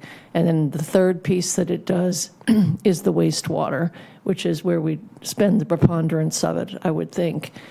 And if, in making data-driven decisions, and the local comprehensive plan, water was the predominant focus in the interest of all of our community. And again, we had the Association for the Preservation of Cape Cod report that we still have the degraded quality there. And the CPA has been very favorably accepted. And I think a water infrastructure investment fund, I would personally like to see us really explore that and look at that. I think your timing on that, Mark, is good. It's I know it comes all at once, but I'm talking about your timing in terms of a special election in the spring of '27, because it gives people an opportunity to get their heads around. I heard it today. There are going to be like 11 ballot initiatives on the ballot coming up in November. It gets to be too much, and I think a special election could give it the attention that it deserves. I also know the SRF does not fund, I think I know this, maybe someone could correct me, does not fund design costs for our CWMP. And the WIF would fund those design costs. So that, again, would be a savings in our budget, that we're not taking that out of our budget, those design costs for the CWMP. So there's a lot of good pieces to that. And I think, as I say, I think our residents would be much more favorable to that. And I like Tom's comment about the schools. If there was an override, it might be in that area. But really, really outstanding presentation, and it's something we need to get on. And I think your timing is good, and I think we ought to stay on it and be aggressive with what you recommend. And I would personally really want to push the Water Infrastructure Investment Fund. Thank you. Vice President Clark. Thank you very much, President Tamish, and thank you, Mark, for the presentation. Did I hear you correctly when you made a reference to we're not going to reduce the capital program? And if so, yeah, if we adopt the strategy of reducing the operating budget as opposed to a ballot initiative, the one area of the operating budget that we're not going to reduce is the capital program, because we're trying to free up resources to increase the funding towards the capital program. Okay, I understand better. Thank you. Yep. Councilor Deleuze. Hi, everybody. I was just wondering, what is our turnout on a special election as opposed to a general, if we're trying to get people to come out and vote? Do we have any data stating that people come out more on a general than a special? Madam Town Clerk, do you have some estimates or feelings on that? I could give you some information on that, Councilor Deleuze. A ballot that we're going to have this year, there's so many other things that are going to be on that for people to read through, to get through the information, and then decide what their vote is. To throw on something like a debt exclusion or an override, nobody's going to know what to do with that. We did this in 2015 or 17 with the Cape Cod Regional Technical High School, and we ended up doing a September ballot, and we went out to all the civic associations and talked about it so that people would know. We talked about it here at the council level. I can tell you that we had a decent turnout, but on a municipal election, the turnout is very low, whether it's for town council or the town clerk position or a debt exclusion, or it's just not something that people think about coming out to vote. And as much as we try to tell them, your vote on a municipal ballot has much more impact.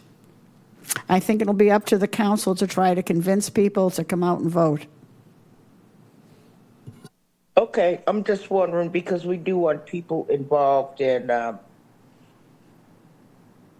more people that know, the more will be involved, and people tend to come out for bigger elections than for smaller elections.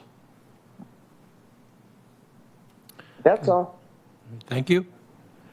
Any further discussion? Councilor Lutke?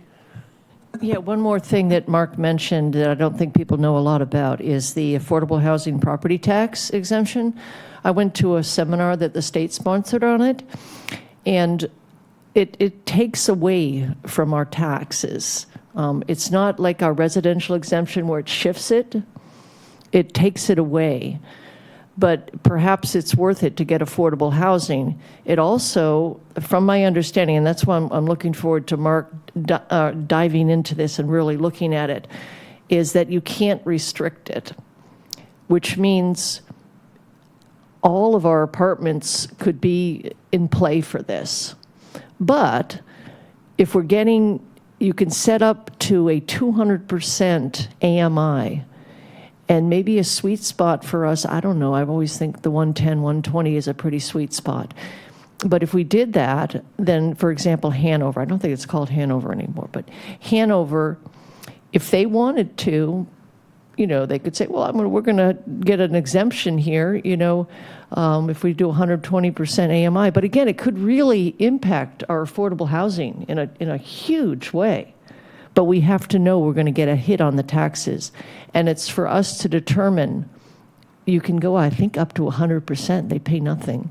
Or you could do something smaller. But I think I really look forward to Mark looking into this. When I first went to this seminar, I said, well, that's crazy. We shouldn't even consider that. And then I said, you know, it actually is going to be a darn good way to get that affordable housing that we need with existing stock. You know, so this could really be something good, but we have to look at the hit we're going to take because that money just goes away. It doesn't shift, it goes away. So very serious thing to think about, but getting us the housing we need could be worth it. Thank you. Councilor Crowe? Thank you, President Tamish. Mark, great presentation. I'm just trying to get my head around a little bit. If we override, what percentage are we asking for an increase in taxes? Is it that example you had in your presentation about the median home value was 600 and something, and that it would increase taxes on that property? But I need to know what exactly amount you're saying that you'd like to, by percentage, increase the property taxes. Does that make sense? Yes. So an increase to the tax levy right now, tax levy is 156 million. Eventually, $9.5 million of additional taxing would be added to that at the peak of the program, and that's about a 6% increase in the current tax levy. Okay, and what would that be approximately for the median home in the town? Median homeowner that peaks in fiscal year 39 at $130 a year for a property owner qualifying for the residential exemption. Okay, so what you're asking, and the bottom line is about $130 more per year in taxes. That would put us on an even keel here. Is that what you're asking for? Yes, that's to the median property owners. Those, of course, those under that value would pay less. Those over would pay more. Okay. That's the median. That's the midpoint where yeah, I see that. More than that, half will pay less than that. Okay, so $130 a year on top of your taxes doesn't seem to me to be a lot of money to put us on a trajectory that we can pay for all this. And that's basically what you're asking for on the median property. That's correct. Okay, thanks, Mark. So really, one of the key issues we have to decide, Mark, is debt exclusion versus the WIF. So they both have their advantages. Yeah, another distinction between the two of those is that the WIF is forever. You'd have to go back to the voters to take the WIF off, just like you would with the Community Preservation Act surcharge, where the debt exclusion has a definitive life. It's till the end of the bond payments, and that's 30 years. Thank you for that distinction. Any further discussion? Councilor Burdick. Yeah, I guess my question is not so much for Mark, but for the council. So, we have this excellent presentation, and we've had presentations like this in the past. And I suppose my question is, what do you, or what do we, or leadership, or whomever, envision as our next steps? I realize we have the strategic planning session coming up, which is the other half of what we already began. Do you imagine, or do we imagine that we will come out of that strategic planning session with a definitive timeline or framework or direction relative to this? So how are we going to continue with this? How are we going to continue to keep the ball rolling as far as this, our options? I think two things. One, Mark has suggested a workshop in February with town council and the town clerk to take us through the procedural issues. Second, refer this to CFAC and have them come back to us by July with an analysis, perhaps of both, either, what their suggestions are. And in July, a discussion and to put it on a ballot, agenda item for August and take a vote on it. Right, so that the framework that's outlined in this presentation, we're all adopting now as our I would suggest certainly so. Right, I mean, that's what I'm asking for. How do we formalize that? Is this enough to say that we agree on this as a framework for our continuation of this topic? I would use it as a framework to keep this moving forward, yes. So, I don't think the council has to agree per se or come to a vote or anything else. We will just schedule these events to keep it moving forward. Sounds good. Okay. Any further discussion? Seeing none. Thank you, Mark. Great job as always. We are going to take 10 minutes. It's 7:47. When we be back at 8? That's actually 13 minutes.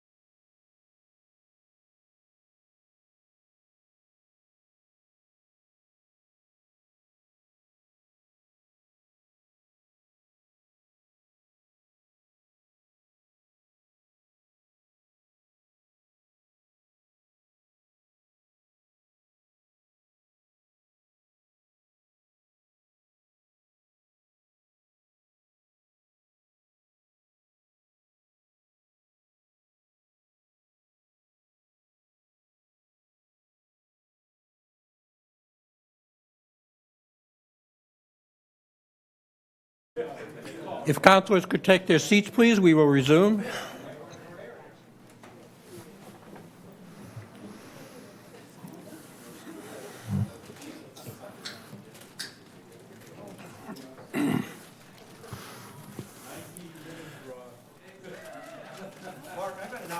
We are back in session. Mr. Ells, is it Mr. Steen, Kelly, or who will be? Whole herd.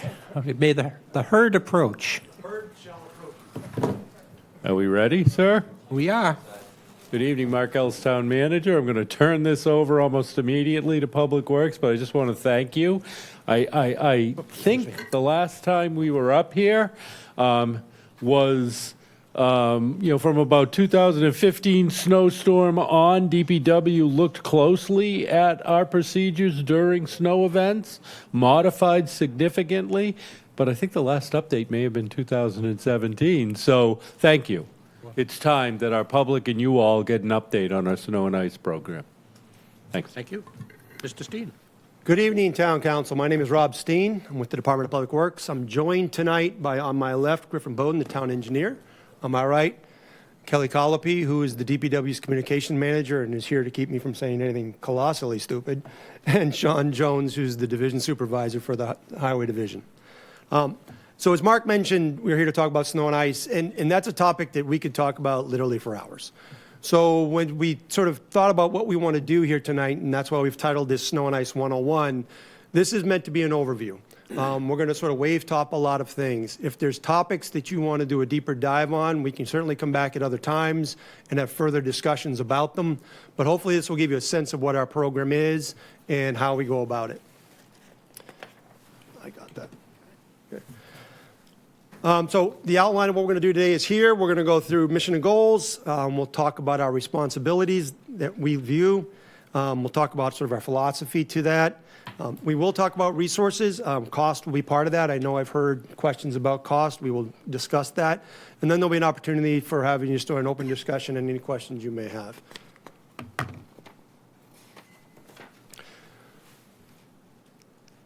Before we get too far into it, I wanted to start with this. One, it's an attention step, but two, it's a reminder. We have had very relatively mild winters for the past 4 or maybe 5 winters. It wasn't that long ago that Dan and I were sitting in front of this body in 2015 in fear of the fact we would not be leaving here as town employees. Because we ended up with a 30-inch storm with 78-mile-an-hour winds, drifting everywhere that went on for literally the entire month of February. Frankly, when I'll tell my staff and they get sick of hearing it, I went home twice in the month of February, sleeping under my desk, eating there, and we were just pounding forward every single day. We sent everybody home for the Super Bowl and said they had to be back in 4 hours and don't drink during it. And otherwise than that, we just stayed and kept on hammering on it. Lots of things changed because of that storm, and we'll talk about some of those as we go forward. This next slide is just to remind people what the results of that was. That's Main Street.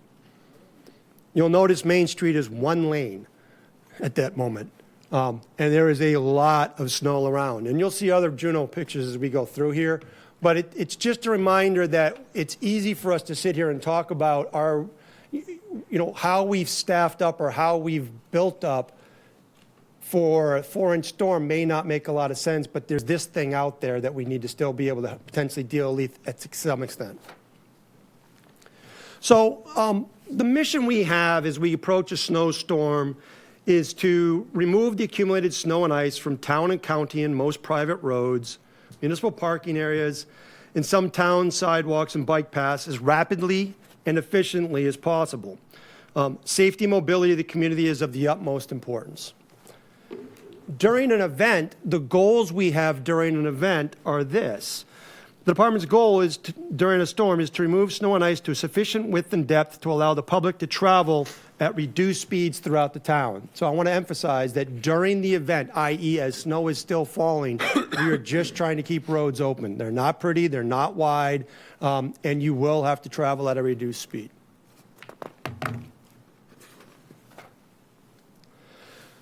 Our responsibilities when you get into the snow and ice event world, we have 700 public roads, We have 1,100 private roads. We have 53 municipal parking lots we're responsible for. We have 90 miles of town sidewalks and 4 miles of bike paths. Of those roads, they're further subdivided by about 30% of them are considered main roads or collector roads, and about 70% of them are considered secondary roads. And let's just go over that terminology because we use it pretty frequently, and I don't know that everybody necessarily understands what we mean by that. So main roads, there's about 145 miles of them in town. These are the primary roads in town. They get handled differently than the other roads. Examples of main roads would be West Main Street, Cedar Street, Putnam Avenue. What we do with our main roads is we divide them into sort of 19 routes. And there's multiple trucks working on any one of those routes. So when you're driving main roads, you're probably seeing a sander and probably multiple plow trucks, maybe ganging up and working in tandem, going down those roads. Secondary roads are different. Secondary roads is 290 miles. Those are neighborhood roads. Examples would be like Woodside Road, Rolling Hitch Road, and Pompanesett Road. Secondary roads have been divided into 56 maps, and there is 1 truck per map. Each map's roughly 5 or 6 miles. So you can see just in that, there's a level of difference in terms of service and what we do to a main road versus what we do to a secondary road. So the question that comes up is, well, what's a collector road? I understand main roads. I understand secondary roads. What's a collector road? Collector roads are effectively those secondary roads that act as the last spur that collected all the neighborhoods before you get to a main road. And over time, we have found there's enough traffic on those that we need to treat them sort of as pseudo-mains. They're not mains per se, but we treat them to a higher level than we do secondary roads.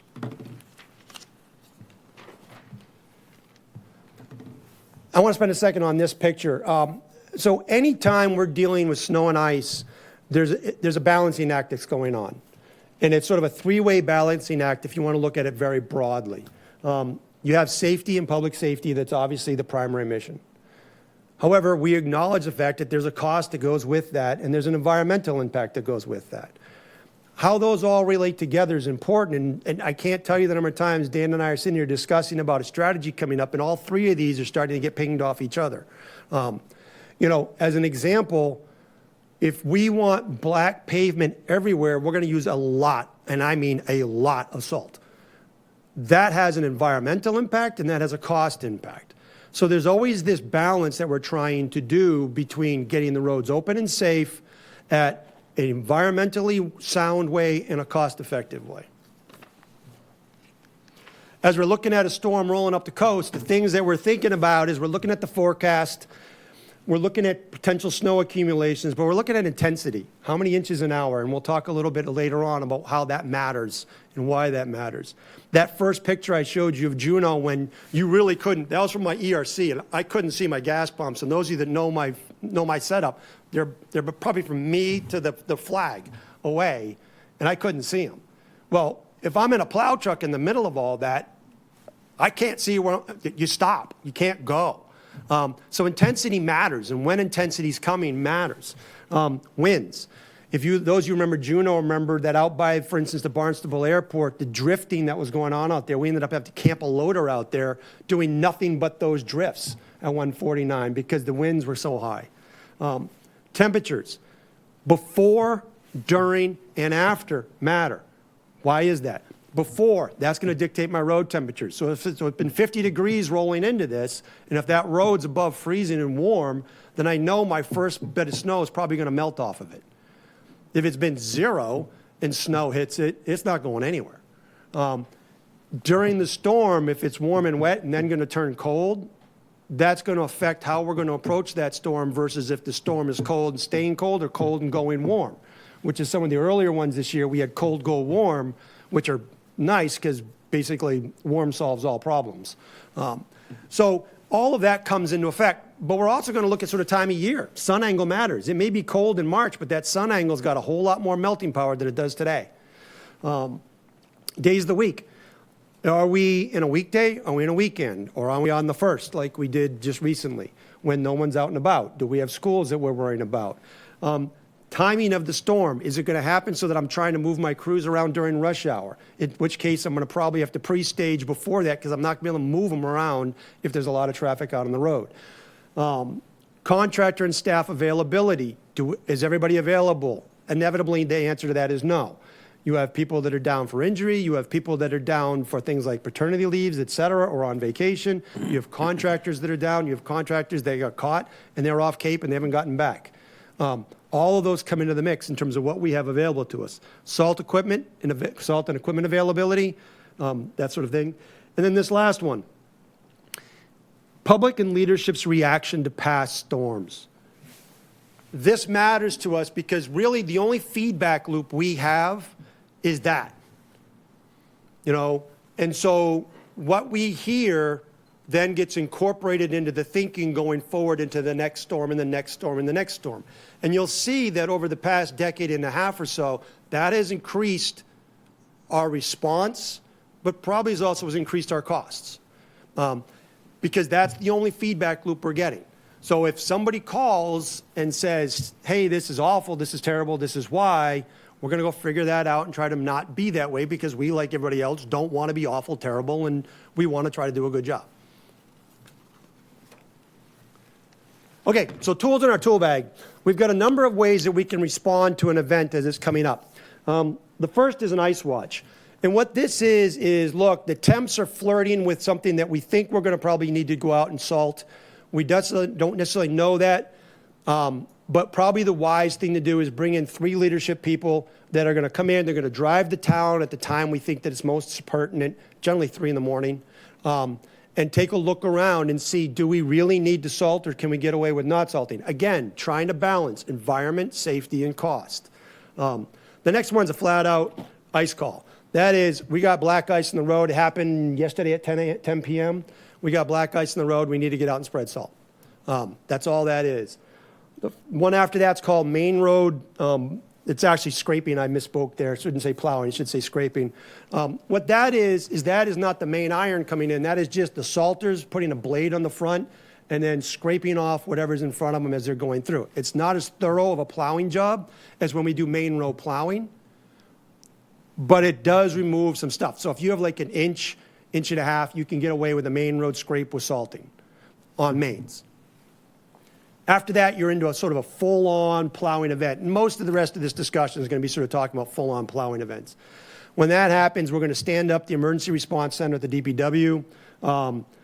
We will have main road plows coming in addition to the salters. So now we will have those 3, 4, 5, maybe 6, depending if you're in the hospital area, trucks and loaders on a route. Secondary road plows will be in. Parking lots will be getting activated, and that's contractors sitting in parking lots with skid steers and loaders working on those. And then sidewalks and bike paths happen after the event.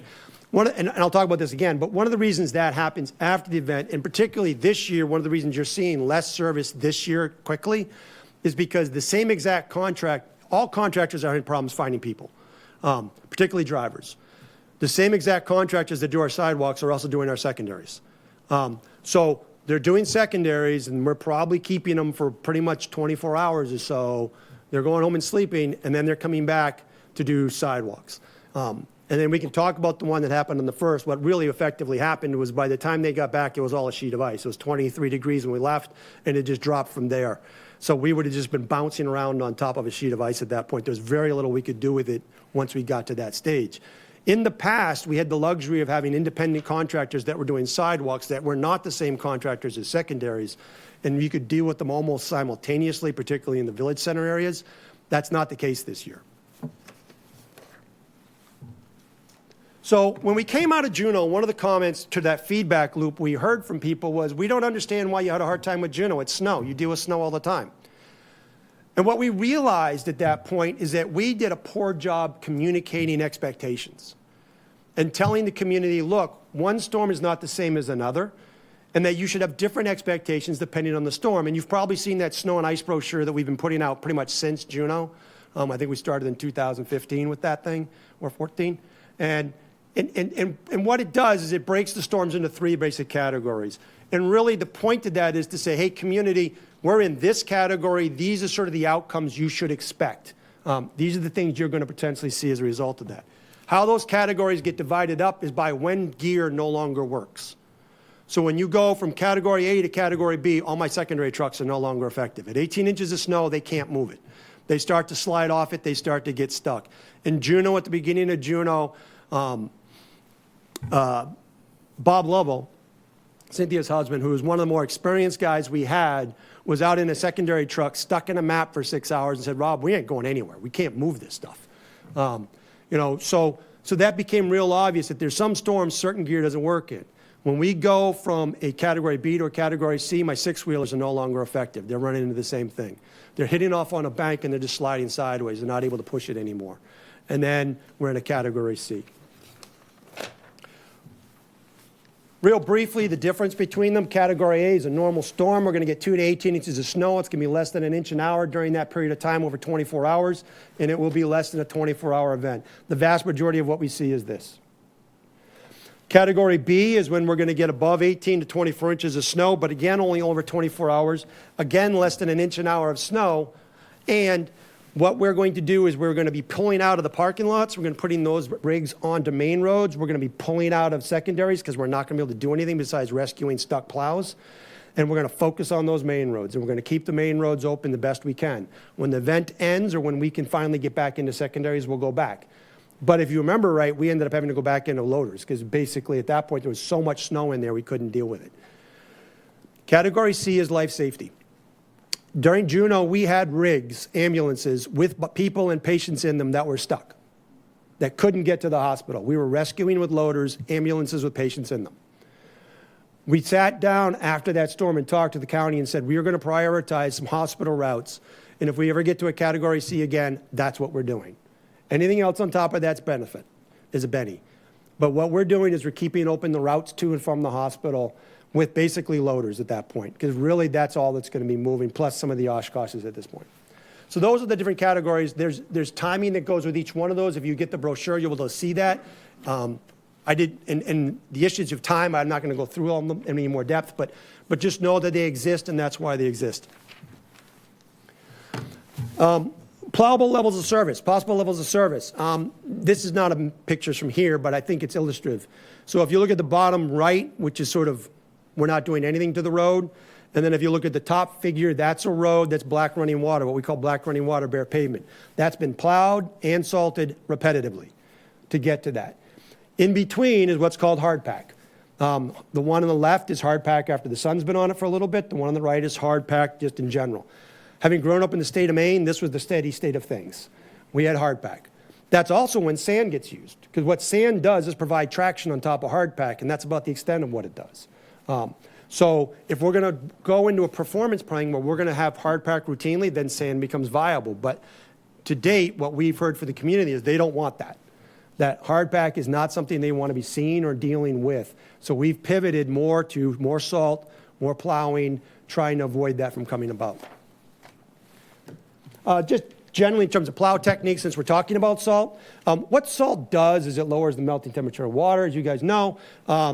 What it really does for us is it forms what we call the brine layer. It forms a layer of brine on the road itself between the road and the snow.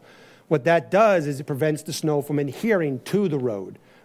Thus, it makes it easy for a plow to go through and scrape it up. If you don't do that, at some point in time, the snow starts to adhere to the road. You start to get hard pack. Now the plow is skipping over the top of that. You're not going to get back down to it. And to try to burn your way back down with salt takes a tremendous amount of salt to do that. Burning top down does not work well. So where are our main road philosophies and approach? What we did, we came out of a number of storms early in Dan's and my career, and one of the roads that was always black running water was Bierce's Way. And I went up to Tom Perry and said, how are you getting this result all the time? He said, Rob, I salt every 3 passes. And so we've gone to more of that approach, particularly on the mains. We get down a brine layer. As you're plowing, once you start seeing snow adhere, you put more salt down. You continue to plow. As you see snow adhere, you put more salt down, et cetera, et cetera, et cetera. And what you've seen, I hope what you've seen, what we feel you've seen, is that those mains are generally, by the time we're at the end of an event, pretty much bare pavement black running water. Secondaries, we're not doing that on. That's a whole different thing. The other thing you're going to see on Maine, in the Maine approach, is that we're just initially keeping the road open. At the end of it, we're going back to push corners back, to widen roads out, to do those kind of things. So, but during a storm, you may drive around and go, hey, this intersection's not good. We know. We haven't gone back to clean that up yet because either the snow's still falling or we're still just trying to keep the roads open. Once we've gotten through that point, then we can get back into picking up corners and that kind of stuff. Mains traditionally are pre-staged as well. Because of the fact they're main roads and because of the fact you need to get that brine layer down, you sort of need them there at first flake, if you know what I mean by that. So they get pre-staged so that they can roll out at the beginning of the storm. Secondaries, different approach. Secondaries are plow only. We're not pre-brining them. We're just pushing the snow off. And if you look at this picture on the right, and this is actually not a really heavy storm, and it's actually in the daytime. Take this picture, do me a favor, imagine this is nighttime, and then tell me where the edge of the road is. So what we do initially and what we tell our drivers is, hey, your first priority is establish your edges. Get in, go down one side, come back out the other side, and if you leave a windrow in the middle, it doesn't matter. Just get those edges established. Because once you have a kerf there, you can kind of start to see where the edge is as snow continues to pile up on it because it sort of makes that mound. This, I'm going to do a foot stomp here, and that's why I put it in red. Snow stakes help. So people that want to figure out, what can I do to help those plow drivers in your secondary neighborhoods, get snow stakes out because that makes it so much easier if you're just looking at those stakes going, all right, there's my edge, versus it's dark, it's blowing, I can't really see, and I'm trying to feel my way down the edges. That's going to slow everything down and potentially causes some sort of lawn damage. It should be acknowledged that basically to get one time through a secondary route takes about 6 to 8 hours. It doesn't happen quickly.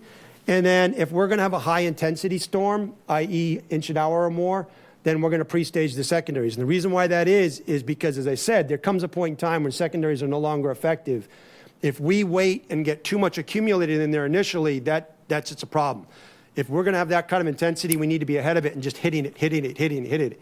And what Griffin will be telling his secondary drivers is, no brakes, just go. You just keep going. Because the moment you stop, you're going to fall so far behind. Remember, it takes you 6 hours to get around, so you're going to be 6 hours behind any one point, or 8 hours behind any one point in a heavy storm, that you've got to just keep going. The other issue with secondaries, if we have wet conditions and we've got significant freezing coming afterwards, there's going to be a conversation in DPW about, do we salt them? Again, that's that balance. And we have heard complaints, mostly in the summertime, about salt in wells and things of that nature, so we're cognizant of the fact we don't want to be ad lib with that. But that conversation will happen in those scenarios. Again, with that, I'm going to pass the mic to Kelly, who's going to talk about our communications system. Thanks, Rob. So this is my 4th season with DPW, my 4th winter, I'll say. And each year we've continued to add on more ways to communicate, more robust communications throughout storm events. And we really come at it with 3 different goals in mind. Number 1 being real time, making sure that we're posting updates across all platforms, which we'll look at in just a moment, in real time, and varying the types of information and content that we're posting. We look for that high visibility communication, making sure that we're in those channels that people are, i.e. social media, having content on the town website, and also using things like the mobile app. We're also taking a really balanced approach at making sure that we're not just informative, but we're also approachable. So you probably have seen a lot of me lately if you've paid attention to the Facebook story or our Instagram story, where I'm literally there walking through the storm, talking about conditions, giving an update on where we're at in terms of our staging or what stage of plowing we're in, and sometimes even behind the wheel. So I was trained last year to plow, and this year I've actually gone out twice. And it wasn't until I was behind the wheel actually plowing when I realized people have no idea what it's like. They have no idea what it's like to sit in the ERC. They have no idea what it's like to be out plowing at night in the early morning hours during, a morning commute. So we got to show them that. We've got to give them that sort of peek behind the curtains so that they can see that what we're doing is real, it's relatable, and it's happening all hours of the day and night. And then also, we come at it with the goal of being very transparent and trying our best to build trust. Part of my job when I'm not behind the wheel is to also be monitoring our, the social media chatter. We see what's being said. We can sometimes take that information to address issues and send inspectors or contractors out to look at a particular road if someone feels that it's been missed. But we also see a lot of misinformation there as well. So we try our best to make sure that we're leveraging content and good news from sources like the National Weather Service, particularly the Boston unit. And then also just making sure that we're, again, showing real time what we're doing here in Barnstable.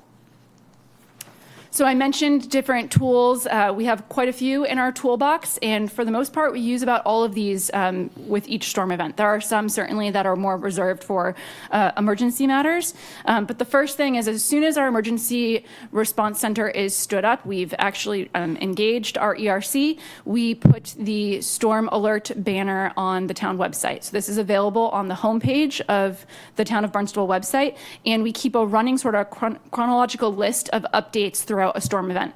So for example, here we have a very small little screen grab from the storm that occurred on New Year's Day. Sometimes it is just 1 or 2 updates, or we'll have longer storms where there could be 5, 6 updates. This will be sort of a variety of information regarding where we're at in our plowing activity, but also if we have emergency situations. There was a couple storms in years previous where we had a lot of down trees, down wires. We'll include those in our storm updates as well. That storm update on the town homepage really then is sort of sliced and diced, and I like to call sort of content origami, and used in multiple different ways and dispersed through multiple different channels. We'll push it out on the My Barnstable app. We'll push it out through social media, Facebook and Instagram. We also send that to the town communications team, and Director Poyant sends that out to her media list, which includes civic associations and various other public stakeholders, community stakeholders. And then as needed, we have other tools such as the reverse 911, Barnstable Government Access, and then any of our updates, there's always the chance that they're picked up by other news outlets, including the radio. And then I'd be remiss to not mention the storm brochure that Rob alluded to earlier, as well as our town storm line with a call-in message that's updated throughout storms. So, and then one other thing here that I forgot to mention the digital and social tools is we also have a real-time GPS-powered snowplow tracker. This is available on the DPW page on the Town of Barnstable website, and you'll start to see us promoting that more widely throughout our public communications as well. And then lastly, I just wanted to touch very briefly on the real increase in our social media content. Why social media? I mean, the answer is pretty straightforward. It's meeting our residents where they are, especially if it's a storm where you're stuck at home, whether you've got kids home from school or you have the luxury of being home on a holiday and watching the snow fall. More often than not, you're probably grabbing your smartphone or a tablet and you're scrolling social media, you're checking news updates from various sources. So we're going to be there. We're going to be there, pretty in rapid fashion on our story, both Instagram and Facebook. We're going to be on traditional static posts as well, but we really are increasing our use of what we call short form video. So this is Instagram Reels as well as those story updates. We're talking 5 to 8 second clips, really quick bursts of information. We usually use some kind of trendy hook or something to get people to watch the video, and then we provide the more detailed update in the caption. This is working really well for us. So we've got a couple of examples here. These are all just from this last month, these first couple of plowable snow events that we've had. And I won't go through all of them in detail, but you'll see that we have upwards of 44,000 views on one of our most recent reels from our storm coverage. Over the last month, we've gained new followers. We've had an increase in engagement on the town's social media, and we continue to just really have great feedback and engagement with the public on our social media channels throughout storm events. So the real-time social media updates have certainly been helpful. Hopefully you feel that way as well, and we will continue to be doing more of that, including, videos regarding safety tips and like Rob said, how folks can help by placing snow stakes, interviewing some of our personnel while they're out and about. So we look forward to continuing to keep the community abreast of all of the updates throughout a storm across all of our channels. Thank you, Kelly. Oh, you already pushed. Okay, so I'm going to come back in now and start talking about resources, and I'll start with personnel. And I just want to go broad and down to sort of the narrow, and then we'll kind of work from there. So the town of Barnstable has roughly 1,400 people that work for it. About 900 of them are in the schools. Roughly 520 are in municipal employees. 147 of those are in the Department of Public Works. So within DPW, 29 of those are in the enterprise-funded sections, and we do steal onesie-twosies from the enterprise-funded sections, but they generally are working in their own sections. So for instance, the water pollution control guys are keeping the plant, their pump stations, those sorts of things open. Solid waste guys are dealing with the solid waste facility. 20 of them are custodians. Custodians are basically assigned to their buildings and doing the walkways around their buildings. So they're not involved in the bigger plowing event. 6 are administration, 3 are held out for building issues if they arise. One of those is the general foreman for structures and grounds. He also is double tapped so that if we have a long event and we're all shot at 24 hours and going home, he does the complaints the next morning. He's the person that can come in and kind of keep the lights on because everyone else at that point is spent. What that leaves you is there's about 89 people spread between highway, structures and grounds, admin technical, and CWMP that are involved in snow and ice. And I just want to emphasize that last piece. A lot of times we're talking about CWMP and it's like, okay, there's this expense, it's the CWMP, it's regulated, it's mandated by law that we have to do it. You're also getting tangential benefit from it because all those CWMP guys are absolutely up to their elbows in snow and ice events as well. So an idealized storm or an idealized personnel distribution is going to look like this. We have about 125 contracted pieces of equipment that will be rolling. We've got about 50 town direct labor folks that will be out plowing, operating machinery, loaders, et cetera. And then we have our fleet maintenance staff that are fixing our trucks that break. We do not fix contractors' trucks. You then have about 10 people in reserve, ideally, because there's yet to be a storm when we don't lose about 8 secondary contractors every single storm. In addition, main contractors go down, though not as regularly, but you're never going to lose onesie-twosie main contractors. They go down because of breakage. They go down. One time we had a truck literally burned to the ground. You know, they go down for any number of reasons. But at some point, you're pushing more town resources into the maps because the contractors aren't able to do it. So ideally, you want to start with about 10 people on the bench. What's happened recently, because the contractors have been thin, is we're starting almost with everybody already in right from the get-go. And then what you have to do is at the end, you start, once you're done to one map, you're flipping to another, and you're flipping to another, and we're sort of tandeming maps, trying to get through all those secondary maps. You then have about 20 people that are overhead. Those are 13 inspectors, 5 people in the emergency response center, and we'll talk about that in a second. My communicator and our safety person. So this is how we're organized during a storm. And this will explain why the town engineer and the division supervisor for highway are here with me tonight. So the director of public works, Dan, obviously has the full responsibility for the entire operations. Myself, or if I am out and not available, PJ Kelleher will act as ERC manager. We have with us our communications team. So currently Kelly is here. Chris Gadd right now is out plowing, generally in Katuitt. That's where he's been recently for this entire winter so far. And as Kelly mentioned, when she gets on top of the communications piece, if we're really hurting on bodies, Griffin's pushing her out into a truck as well. On the other side, we have the staff for the ERC. That's my dispatcher. And then we also have a GPS technician. Miro is in there, keep an eye on the GPS system and monitoring that. The safety officer is there. She also can plow if we need to, if there's nothing else going on. And then we distribute how we actually manage the event. So main roads, parking lots, and sidewalks are managed by Sean Jones and Brian Lazon. That allows them to sort of right seat, left seat, sleep, rest, things of that nature. They've got 4 main road inspectors that they have out there looking at the main roads. They're broken by sector. There's 19 sectors, as we talked about, and 145 miles of main roads that they're covering. He's got 2 parking lot inspectors, for one on the east side of town, one on the west side of town. They're looking at 53 different parking lots. And the contractor's in 53 different parking lots. Sidewalks happen after the storm. Sean and Brian are responsible for that as well. There's 90 miles of sidewalks. And as I said, at this point in time, it is the same exact contractors that are plowing secondaries. So they're not getting to it till we finish the storm, rested them, and then get them back. And then we have to see what conditions we're dealing with once that happens. Secondary roads are managed by Griffin Bowden and Amber Unruh. When Amber's not with Griffin in the ERC, last time she was covering down for an inspector that's out on paternity leave, so she was out in the western part of town as a secondary inspector. There are other, as I said, there's 7 secondary inspectors covering those maps. There's 56 maps and 290 miles of roads. Trees, Andrew Bernier, our tree warden, is the person that takes the lead on the trees.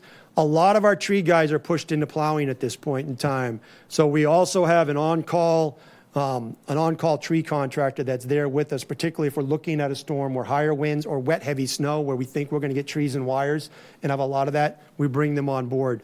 Andy manages all of that. And then we have our mechanics. And those are dealing with just the town of Barnstable's trucks.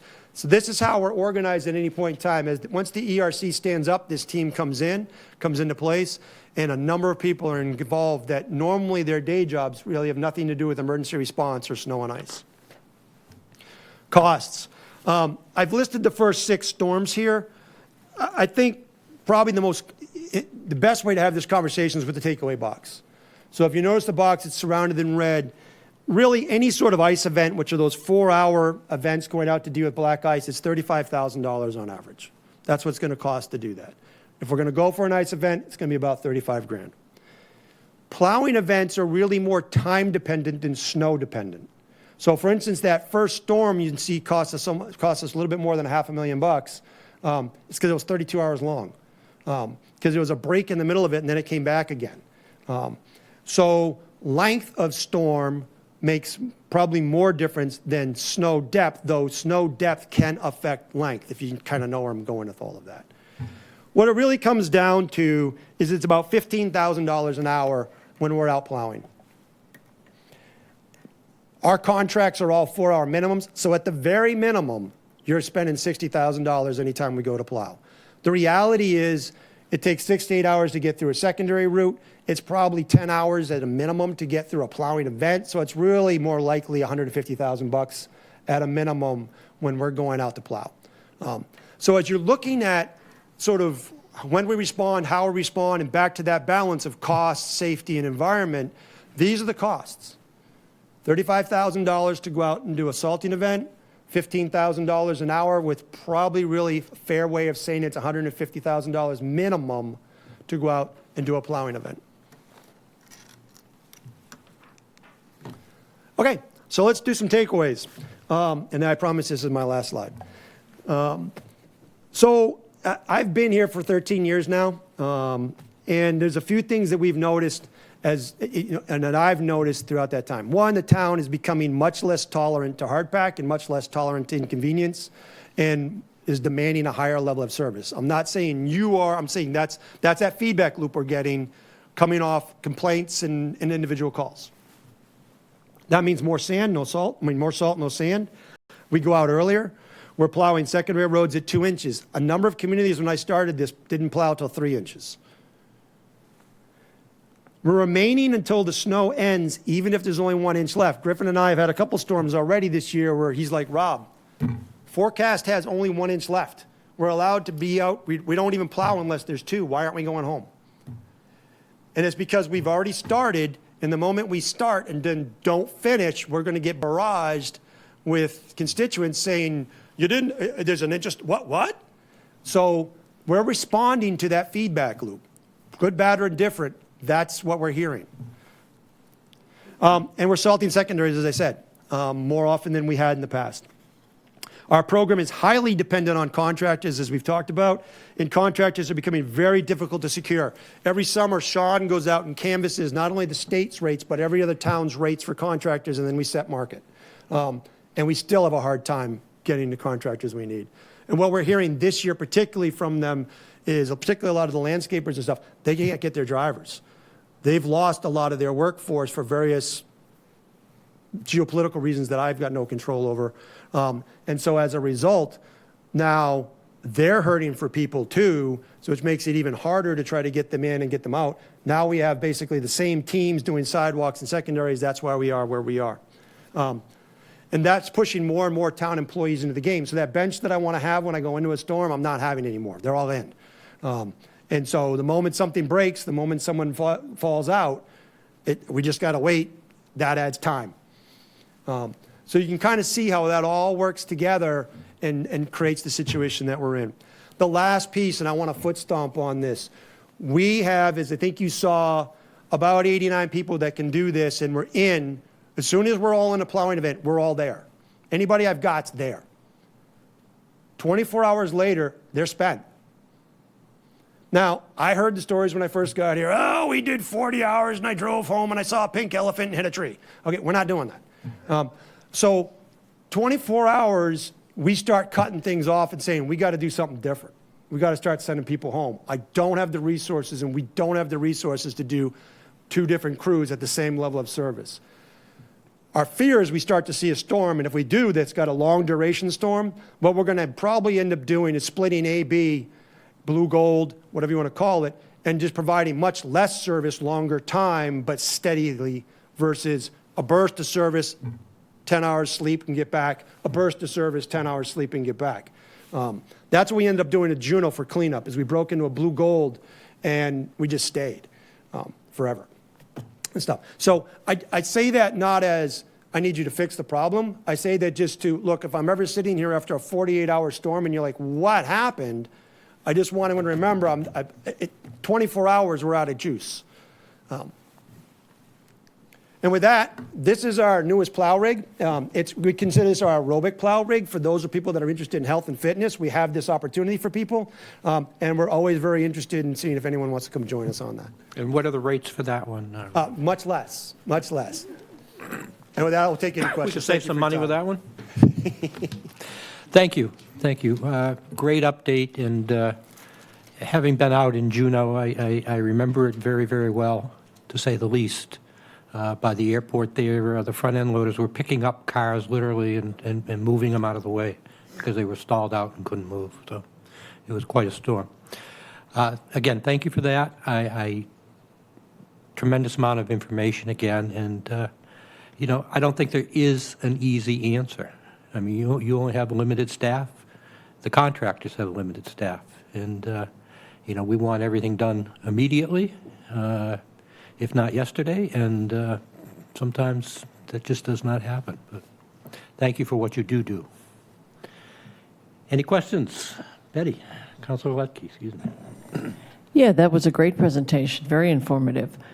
Just curious, who is your authority for rest? I mean, does the Department of Transportation put out something? I mean, that seems a little bit strange that we don't have an authority for rest.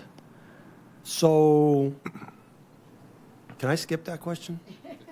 So the Federal Highway's got some authority and some dictation on that. I don't know of one on snow plowers per se. Common sense has told us that 24 hours is about as far as we can go. And you have to remember that 24 hours, some of these events start at like 7 o'clock at night.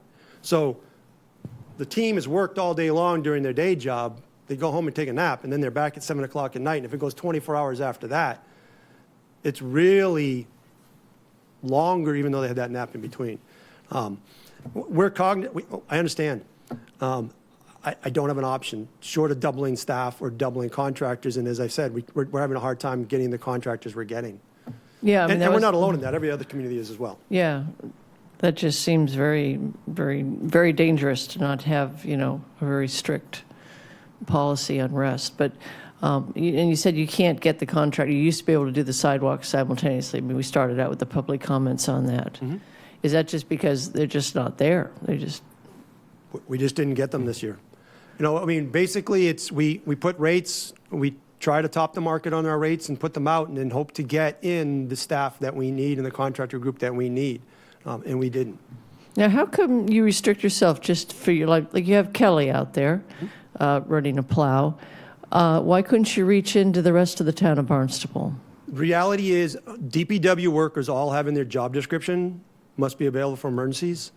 Other workers don't have that, and I don't have authority or jurisdiction to reach into other departments. Now, I have other departments that are volunteering, so we have a person now at Weights and Measure that comes in and volunteers. One of the IT guys is now talking about wanting to come volunteer. There are people that are doing that. And as they see those overtime opportunities and as they see those chances, hopefully more people will do that. I don't have the ability to make them do it.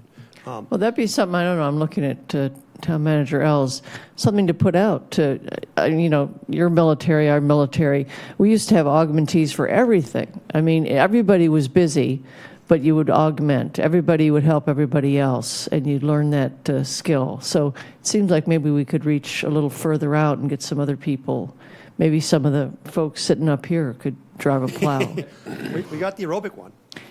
And then the other thing is, I'm fascinated with the hardback versus the pavement, and your balancing act of the cost and the environment.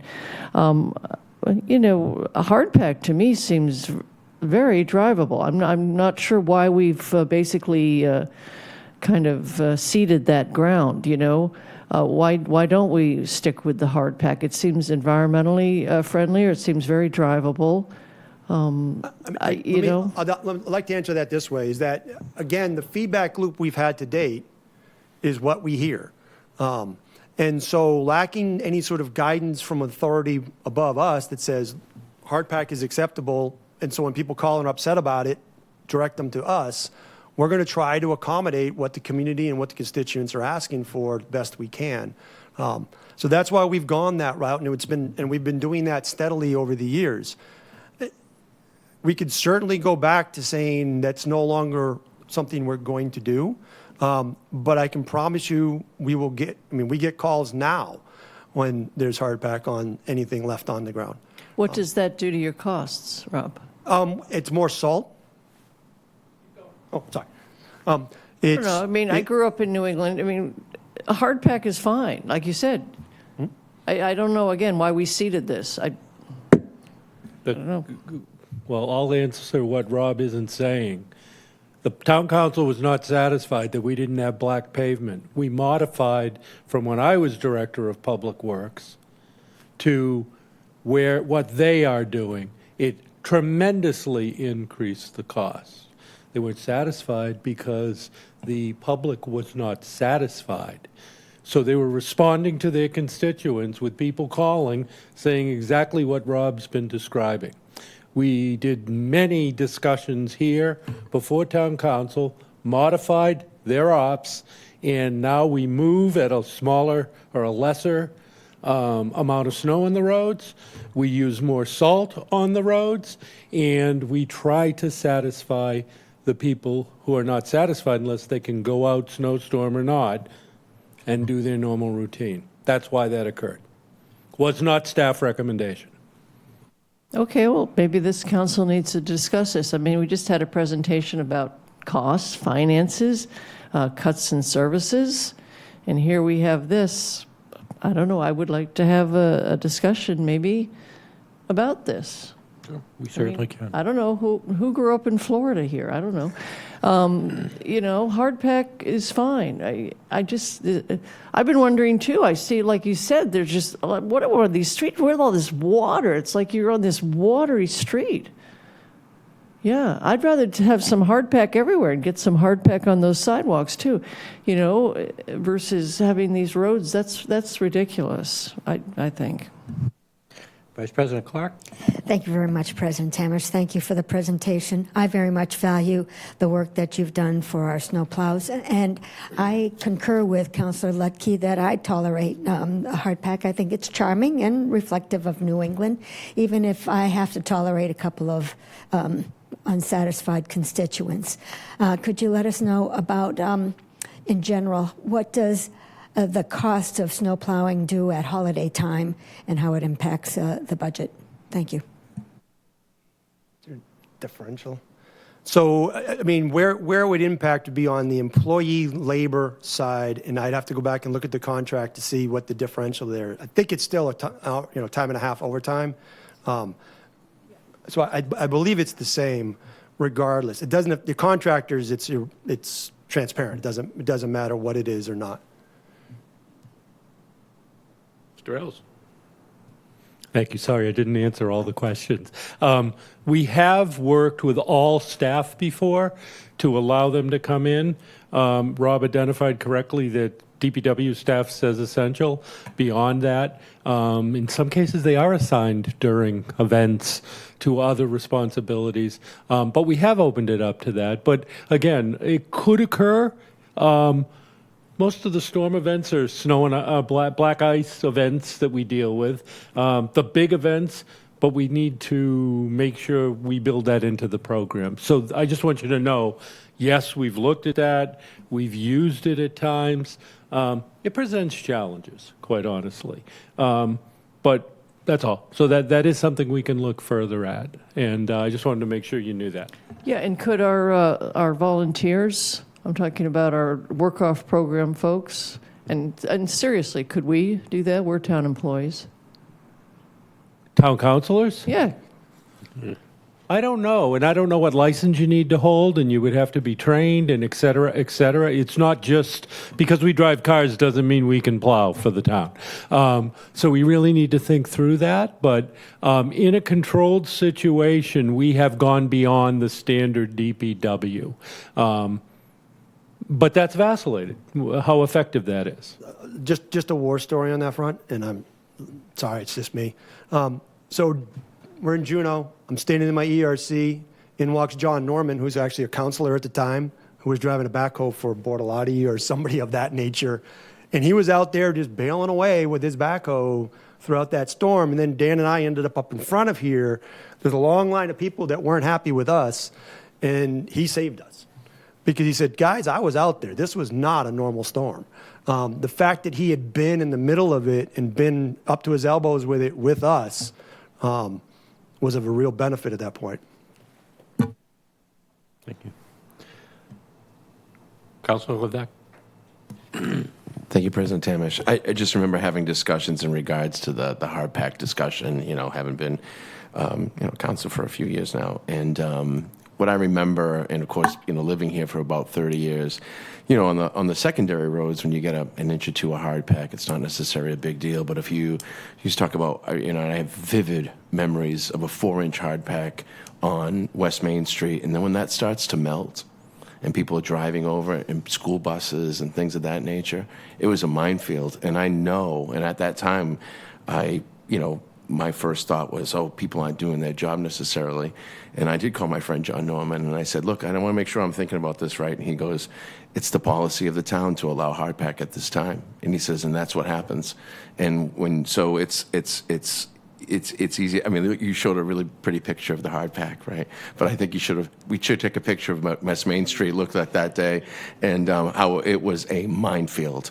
And people were just like, you thought you were off-roading on the power lines in a sedan. So I think you guys do a great job, and I understand. And yeah, maybe it's something that, we look at hard pack under certain conditions, maybe a smaller storms or whatever it might be. Maybe there's a hybrid, right? That's the hot word right now. So maybe there's something like that we can pursue. But I think you do a great job, and maybe it's not, maybe the juice isn't worth the squeeze to do something like that too. So, but I appreciate the presentation. Thank you. Thank you. Councilor Crocker. Yes, thank you very much, Mr. President. Fantastic presentation, and I don't use those words too commonly, but I thought it was a fantastic presentation. Learned an awful lot. A couple of questions. As most of these B and C category storms don't always just affect just Cape Cod, and obviously not just Barnstable. It affects southeastern Massachusetts because of the geography. We stick out. And there are other places that get it bad, as we all know, the areas out in Framingham and further out.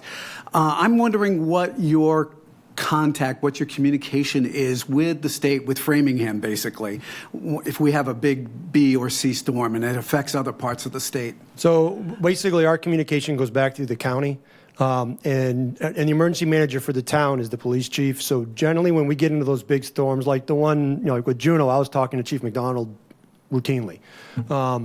And then he was coming back at that time. Sean O'Brien was at the county, talking to the county, and the county was trying to get us resources. Unfortunately, the resources they were getting us he sent me down 2 3/4-ton trucks. I had a fleet of them already parked that I couldn't use. But the point of it was that is sort of our chain of command, to the military point. That's sort of our chain of command during an event. We go through our our emergency coordinator. They go back into the county, and then it goes up.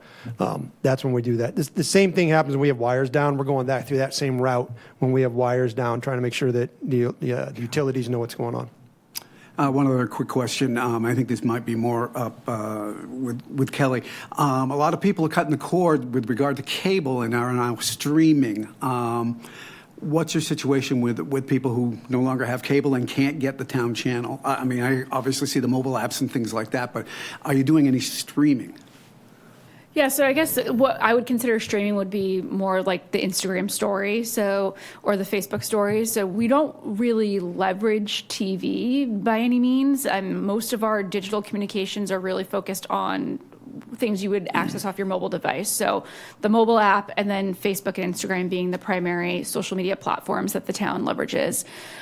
We've pivoted to that short form video on social media for that reason. I mean, I look at some of my friends who, don't work for the DPW and don't have to come in during a storm event, and they're sitting there and they're scrolling, and I think we all fall victim of that occasionally.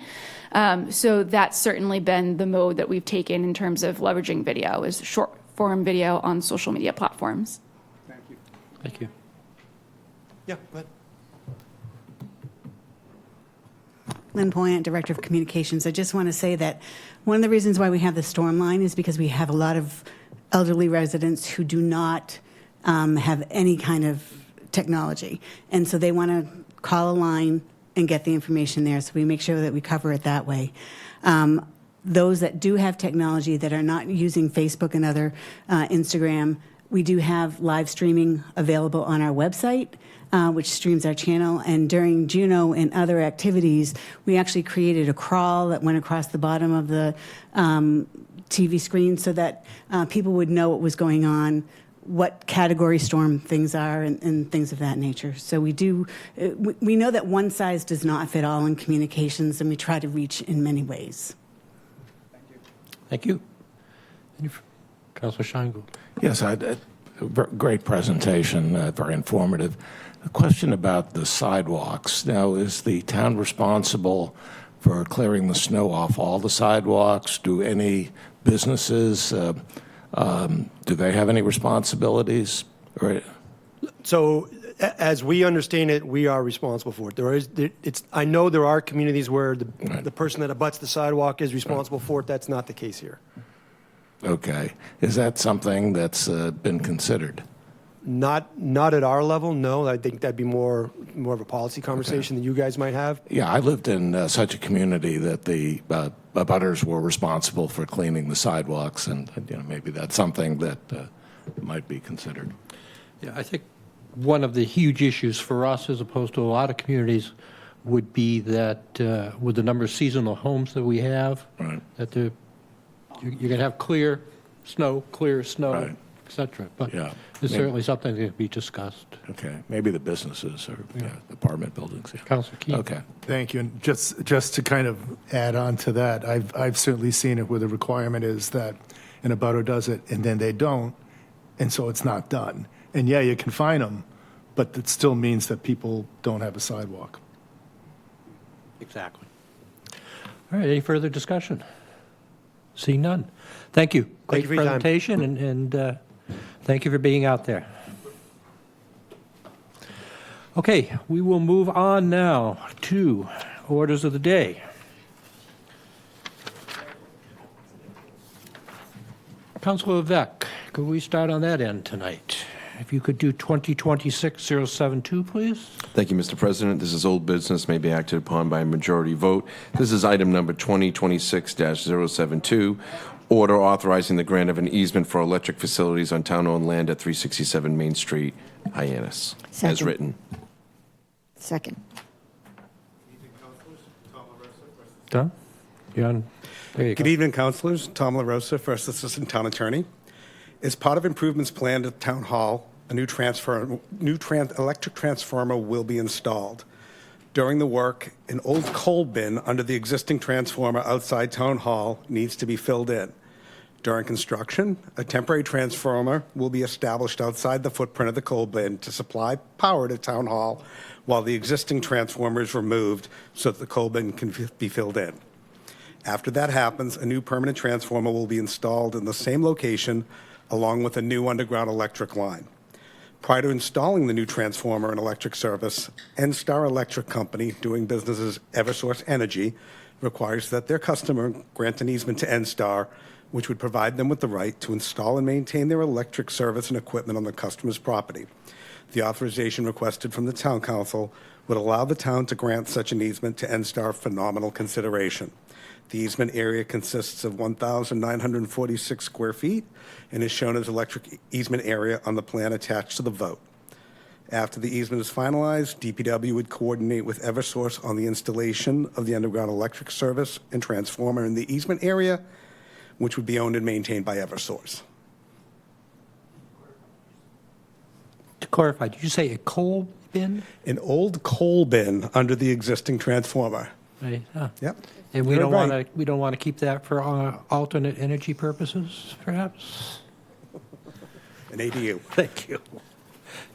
Any discussion? Seeing none, Madam Clerk?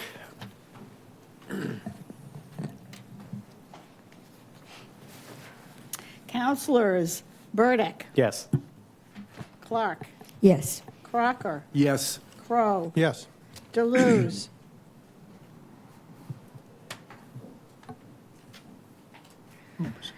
Councilor Deleuze. Keene, Yes. Levesque, Yes. Ludke, Yes. Scheingold, Yes. Starr, Yes. Tamish, Yes. Bloom, Yes. I believe Deleuze. Councilor Deleuze. Councilor Deleuze? Yes? Yes. Thank you.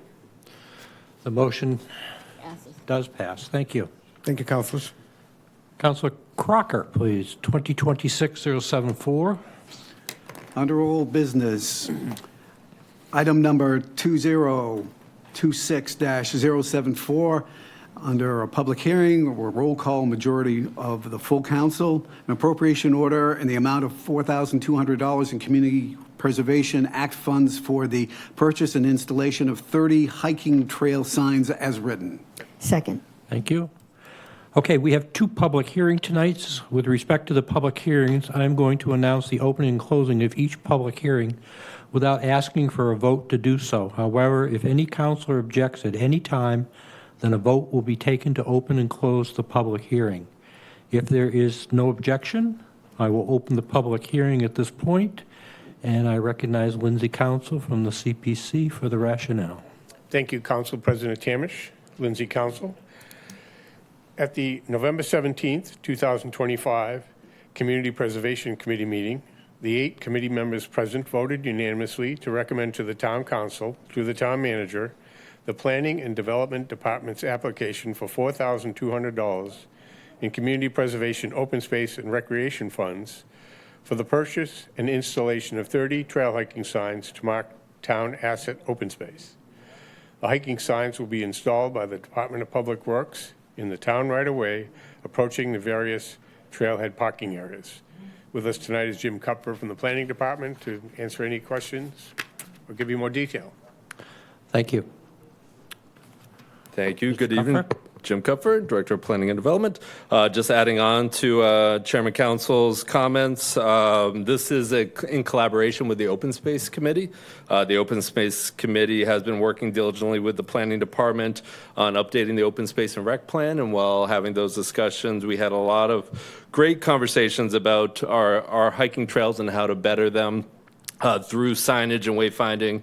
And so we are actively working with the Open Space Committee, DPW, and our asset management team to properly mark and manage those signs. So tonight we're asking for the $4,200 through the Community Preservation Act funds for those signs. Happy to answer any questions. Okay, thank you. As I say, this is a public hearing. Is there any from the public who would like to be heard on this matter? Seeing no one, Ms. Lynn, is anyone online? Seeing no one? Okay. I will close the public hearing at this point, open it up to council discussion. Vice President Clark? Thank you very much, President Tamish, and I very much welcome this this development, and it'll be good news to the Open Space Committee, which meets next Monday. Thank you. Thank you. Any further discussion? Seeing none, Madam Clerk? Counselors. Clark. Yes. Crocker. Yes. Crow. Yes. Deleuze. Yes. Keene. Yes. Levesque. Yes. Ludke. Yes. Scheingold. Yes. Starr. Yes. Tamish. Yes. Bloom. Yes. Yes. Burdick. That's 12 yes. Thank you. The motion does pass. Thank you very Councilor much. Keene, if you could do, thank you, Mr. Council. Certainly, Mr. President. This is old business that may be acted upon by a majority vote. Item 2026-075, order authorizing the taking of road easements by eminent domain for sewer and water purposes over certain private roads in Centerville and Hyannis known as Angus Way, Captain Bellamy Lane, Center Lane, Connors Road, Elliott Street, Jamie Marie Way, Kitsey Lane, Lil Lane, Longview Drive, Loomis Lane, Marks Path, Old Farm Road, Old Strawberry Hill Road, and Richards Lane. Second. I recognize. Hello again, Mr. councilors. LaRosa. Tom LaRosa, First Assistant Town Attorney. The town is proceeding with plans to install public sewers and related infrastructure in certain public roads and private roads in Centerville and Hyannis. In order to install the sewers in private roads, the town must secure easements in the roadway. The vote before you would authorize the town to take easements in 14 private roads in Centerville and Hyannis to install public sewer mains and related infrastructure. To be clear, this is only to take easements in the private roads, the entire private road, nothing more, nothing less. We will not be taking any easements, and the vote doesn't authorize taking easements in any abutting property or any abutting house lots. These easements are part of the larger program to deploy sewer lines in accordance with the town's approved comprehensive wastewater management plan. The timely completion of these takings will also qualify this work for state revolving fund or SRF monies. Using the eminent domain procedure to acquire the easements will assure clear title to the easements, which is necessary to qualify for SRF funding. Because the value of the sewer access to the private properties would exceed the value of the easement, there is no provision for the award of monetary damages. Okay, thank you. Thank you for that clarification. Any discussion on my right? Councilor Lutke?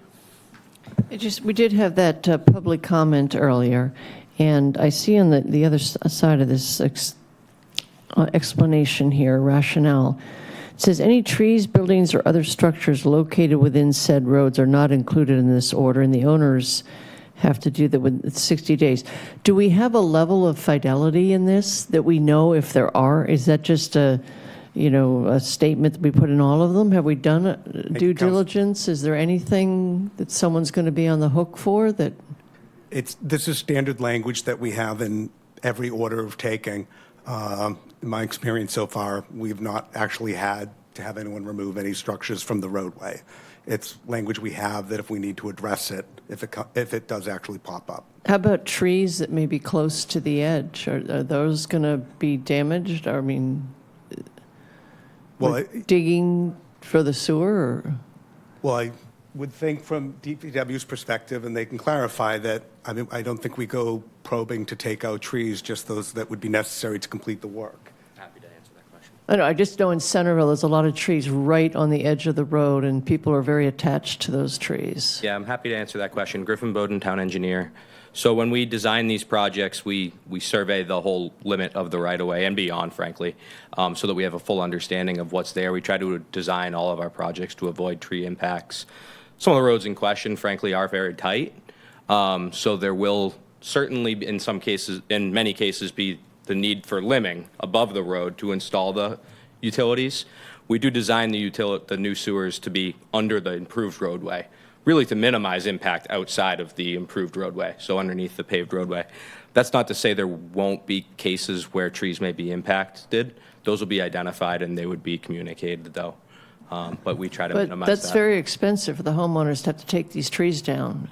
If you're taking a large tree down, that's, but Yeah, I mean, we would typically anticipate doing that as part of our construction if it was needed. Yeah, you'll do if it. it's The town adjacent- will do it. If it's adjacent to the roadway and needs to come down to support the sewer work, we would facilitate that. Okay, because the boilerplate says the opposite.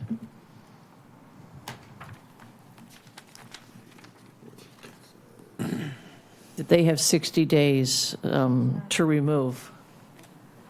No, I saw it, yeah.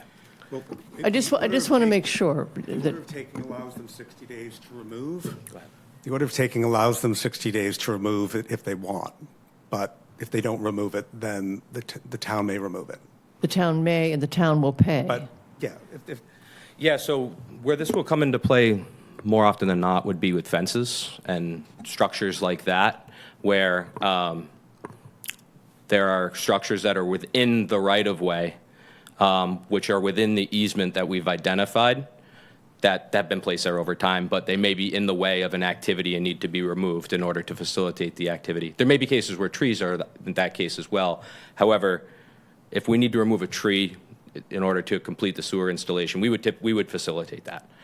We would contact the property owner in the case where there was somebody who owned the tree, and we would have that conversation with them and facilitate that effort. We wouldn't send them a notice and say, you need to take this tree down. Okay. That just wouldn't be a realistic expectation for how that would be implemented.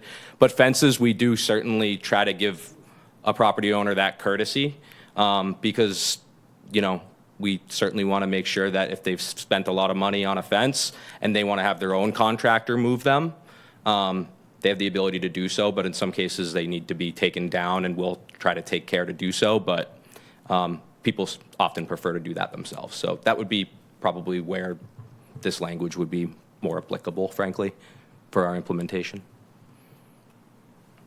Okay. Vice President Clark?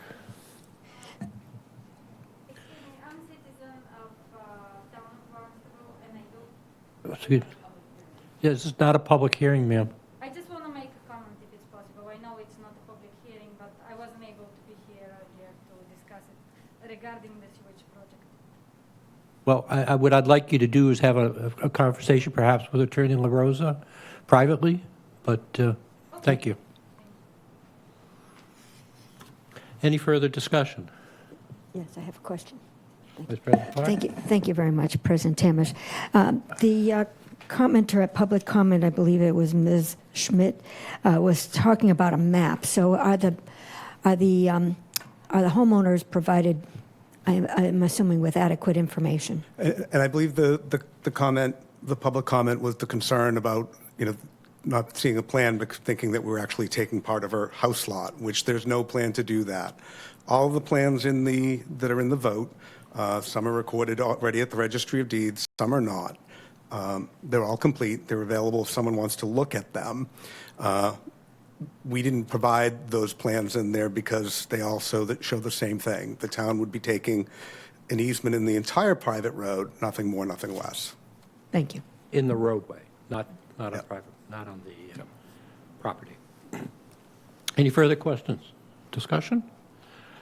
Seeing none? Councilors Crocker, Yes. Crow, Yes. Deleuze, No. Keen, Yes. Levesque, Yes. Ludke, Yes. Scheingold, Yes. Starr, Yes. Tamish, Yes. Bloom, Yes. Burdick, Yes. Clark. Yes. That's 11 yes, 1 no. Thank you. Thank you, councilors. And Attorney La Rosa, if you could have conversation with that young lady, thank you. Okay, Councilor Scheingold, if you could do 2026-077, please. Okay, old business, Roll call majority vote for the council. It's item 2026-077, appropriation order in the amount of $48,250 for burial equipment for the Department of Public Works Cemetery Program. Second.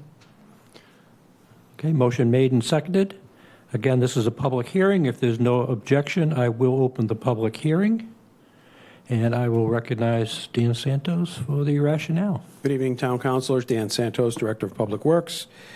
Town of Barnstable Structures and Ground Cemetery Program is requesting an appropriation of $48,250 from the sale of cemetery lots special revenue fund to purchase burial equipment. This equipment includes replacing a 2012 KCX 55B mini excavator and aluminum grave boards. The excavator is the primary piece of equipment used in day-to-day interment operations. It needs to be replaced, and the aluminum grave boards, which are showing excessive wear due to day-to-day operations, also need to be replaced. Replacing this equipment will ensure the cemetery program can meet the demand and maintain the expected level of service. In accordance with the Massachusetts general finance laws, the town maintains a special reserve fund to which the receipts from the sale of cemetery lots are credited. Subsequently, these receipts may be appropriated for the cost of maintaining and improving the town's cemeteries. This account currently has a balance of $211,605.33. There is no general fund operating budget impact as a result of this appropriation request. Thank you. Thank you. This is a public hearing, as I said. Is there anyone from the public who would like to be heard on this matter? Seeing no one online, I will close the public hearing. Council discussion. Is there anyone who would like to be heard on this matter? Councilor Lutke? Yeah, I'm just curious, how much availability do we have in our cemeteries? Capacity? Yeah, capacity. I don't have the exact number of lots. We have capacity, and we've actually purchased land recently. Oh, you have? Yes, in Katuitt. Another 5 acres there available to us to extend that cemetery. So we have, we're always thinking about that. We're many years into the future. Not most, but about half burials now aren't burials, they're cremations. And so that, obviously, we're building a columbaria with the niches, and that's taking up much less space than we need from the burial lots. So that's something that has really taken down that need for land space. Will any of the cemeteries be able to accommodate the green burials, the composting burials? Yes, we have. We've put that into place, and that's in our rules and regulations. So we have, at the request of citizens, probably about 5 years ago, we have developed a program that allows for that. And finally, how do our rates compare to the private cemeteries? How do you base your rates for someone to buy a plot? Well, most of our rates throughout the town, we're not making money. We're basically doing cost recovery, and our rates are less than private services. Do the privates offer the composting burial? I don't know that. Okay, thank you. Any further discussion? Seeing none, Madam Clerk. Councilors Crow, Yes. Deleuze,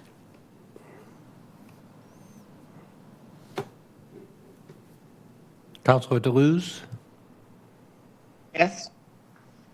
thank you. Keene, Yes. Levesque, Yes. Ludke, Yes. Scheingold, Yes. Starr, Yes. Tamish, Yes. Bloom, Yes. Burdick, Yes. Clark, Yes. Crocker. Yes.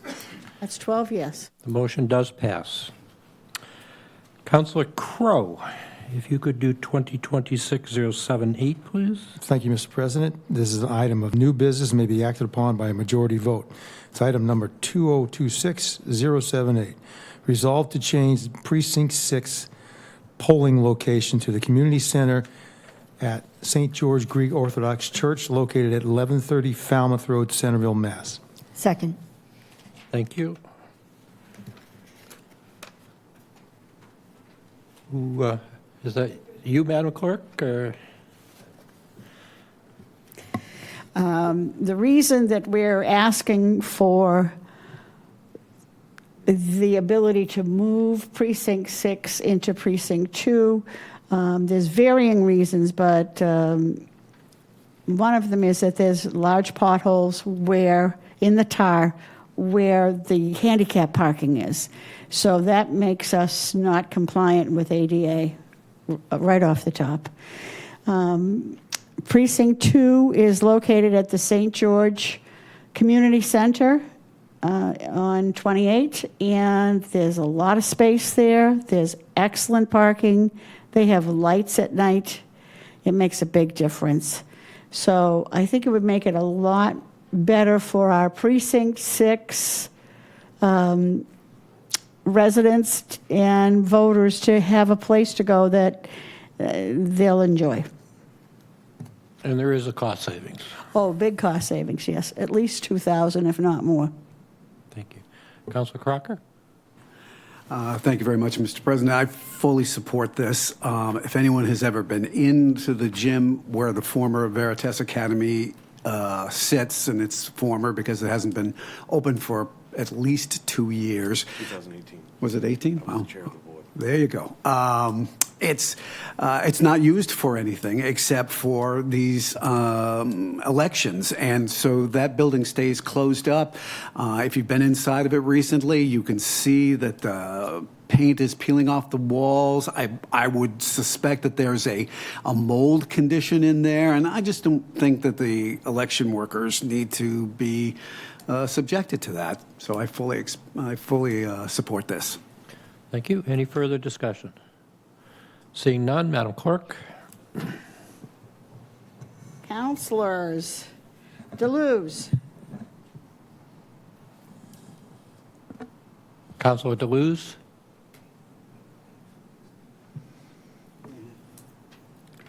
Keene, Yes. Levesque, Yes. Ludke, Yes. Scheingold, Yes. Starr, Yes. Tamish, Yes.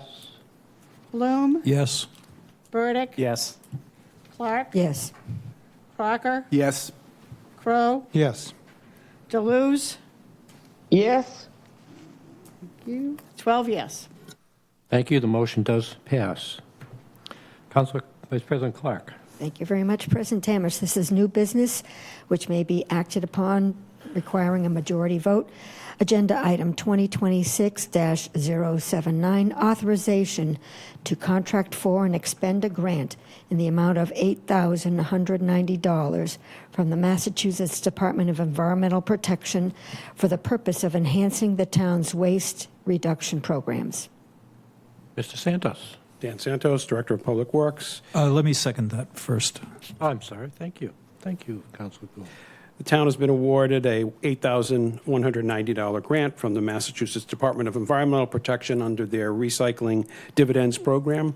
The grant award was made because of specific programs and policies the town has implemented to maximize reuse, recycling, and waste reduction. The acceptance of this grant will allow the Solid Waste Division in the town to enhance its waste reduction programs through the acquisition of recycling containers, recycling carts and bins, waste reduction and/or recycling outreach materials, educational materials, and other related expenses that are authorized in the DEP program. There's no operating budget impact as a result of accepting this grant. Thank you. Okay, thank you. Any discussion on this matter? Seeing none, Madam Clerk? Councilors, Keene, Yes. Levesque, Yes. Ludke, Yes. Scheingold, Yes. Starr, Yes. Tamish, Yes. Bloom, Yes. Burdick, Yes. Clark, Yes. Crocker, Yes. Crow, Yes. Deleuze. Abstain. Abstain, I believe, but Thank you. thank you. And last but not least, Counselor Bloom, if you could do 2026-080, please. Thank you, Mr. President. Item 2026-080 is new business, and it may be acted upon by a majority vote of the Town Council. It's an authorization to contract for and expend a supplemental fiscal year 2025 Housing Choice Grant in the amount of $60,000 from the Commonwealth of Massachusetts Executive Office of Housing and Livable Communities for water line improvements on Crocker Street in Hyannis. Second. Motion made and seconded. Mr. Kupfer, I believe.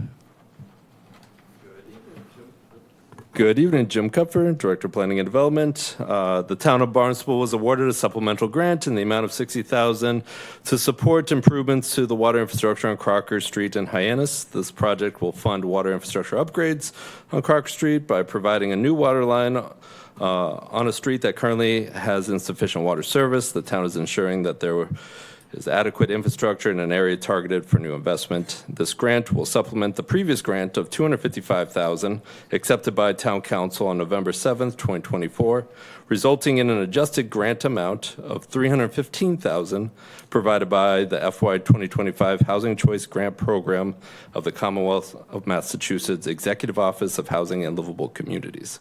The grant is a 100% reimbursable grant, whereby the town must expend funds up front and submit for reimbursement, and there is no matching requirement here. This project is, at this time, complete, and luckily we do have good working relationships with the program managers at the grant offices, and they worked with us closely to make sure that we were able to increase our grant to absorb some of the increased costs that are associated with this project. I'm happy to answer any questions. Thank you. Any further discussion? Councilor Ledke. Jim, just in general, where's Crocker Street? Remind me. Crocker Street is, if you're heading down east towards Yarmouth and you take a left on the Yarmouth Road, it actually connects Yarmouth Road and Camp Street. Camp Street. So that's Yes. where the new apartments are. There's a couple of new small developments in that area, yes. Okay, thank you. Any further discussion? Seeing none, Madam Clerk. Councilors Levesque, Yes. Ledke, Yes. Scheingold, Yes. Starr, Yes. Tamish, Yes. Bloom, Yes. Burdick, Yes. Clark, Yes. Crocker, Yes. Crow, Yes. Deleuze, No. Keene. Yes. That's 11 yes, 1 no. Motion does pass. Thank you.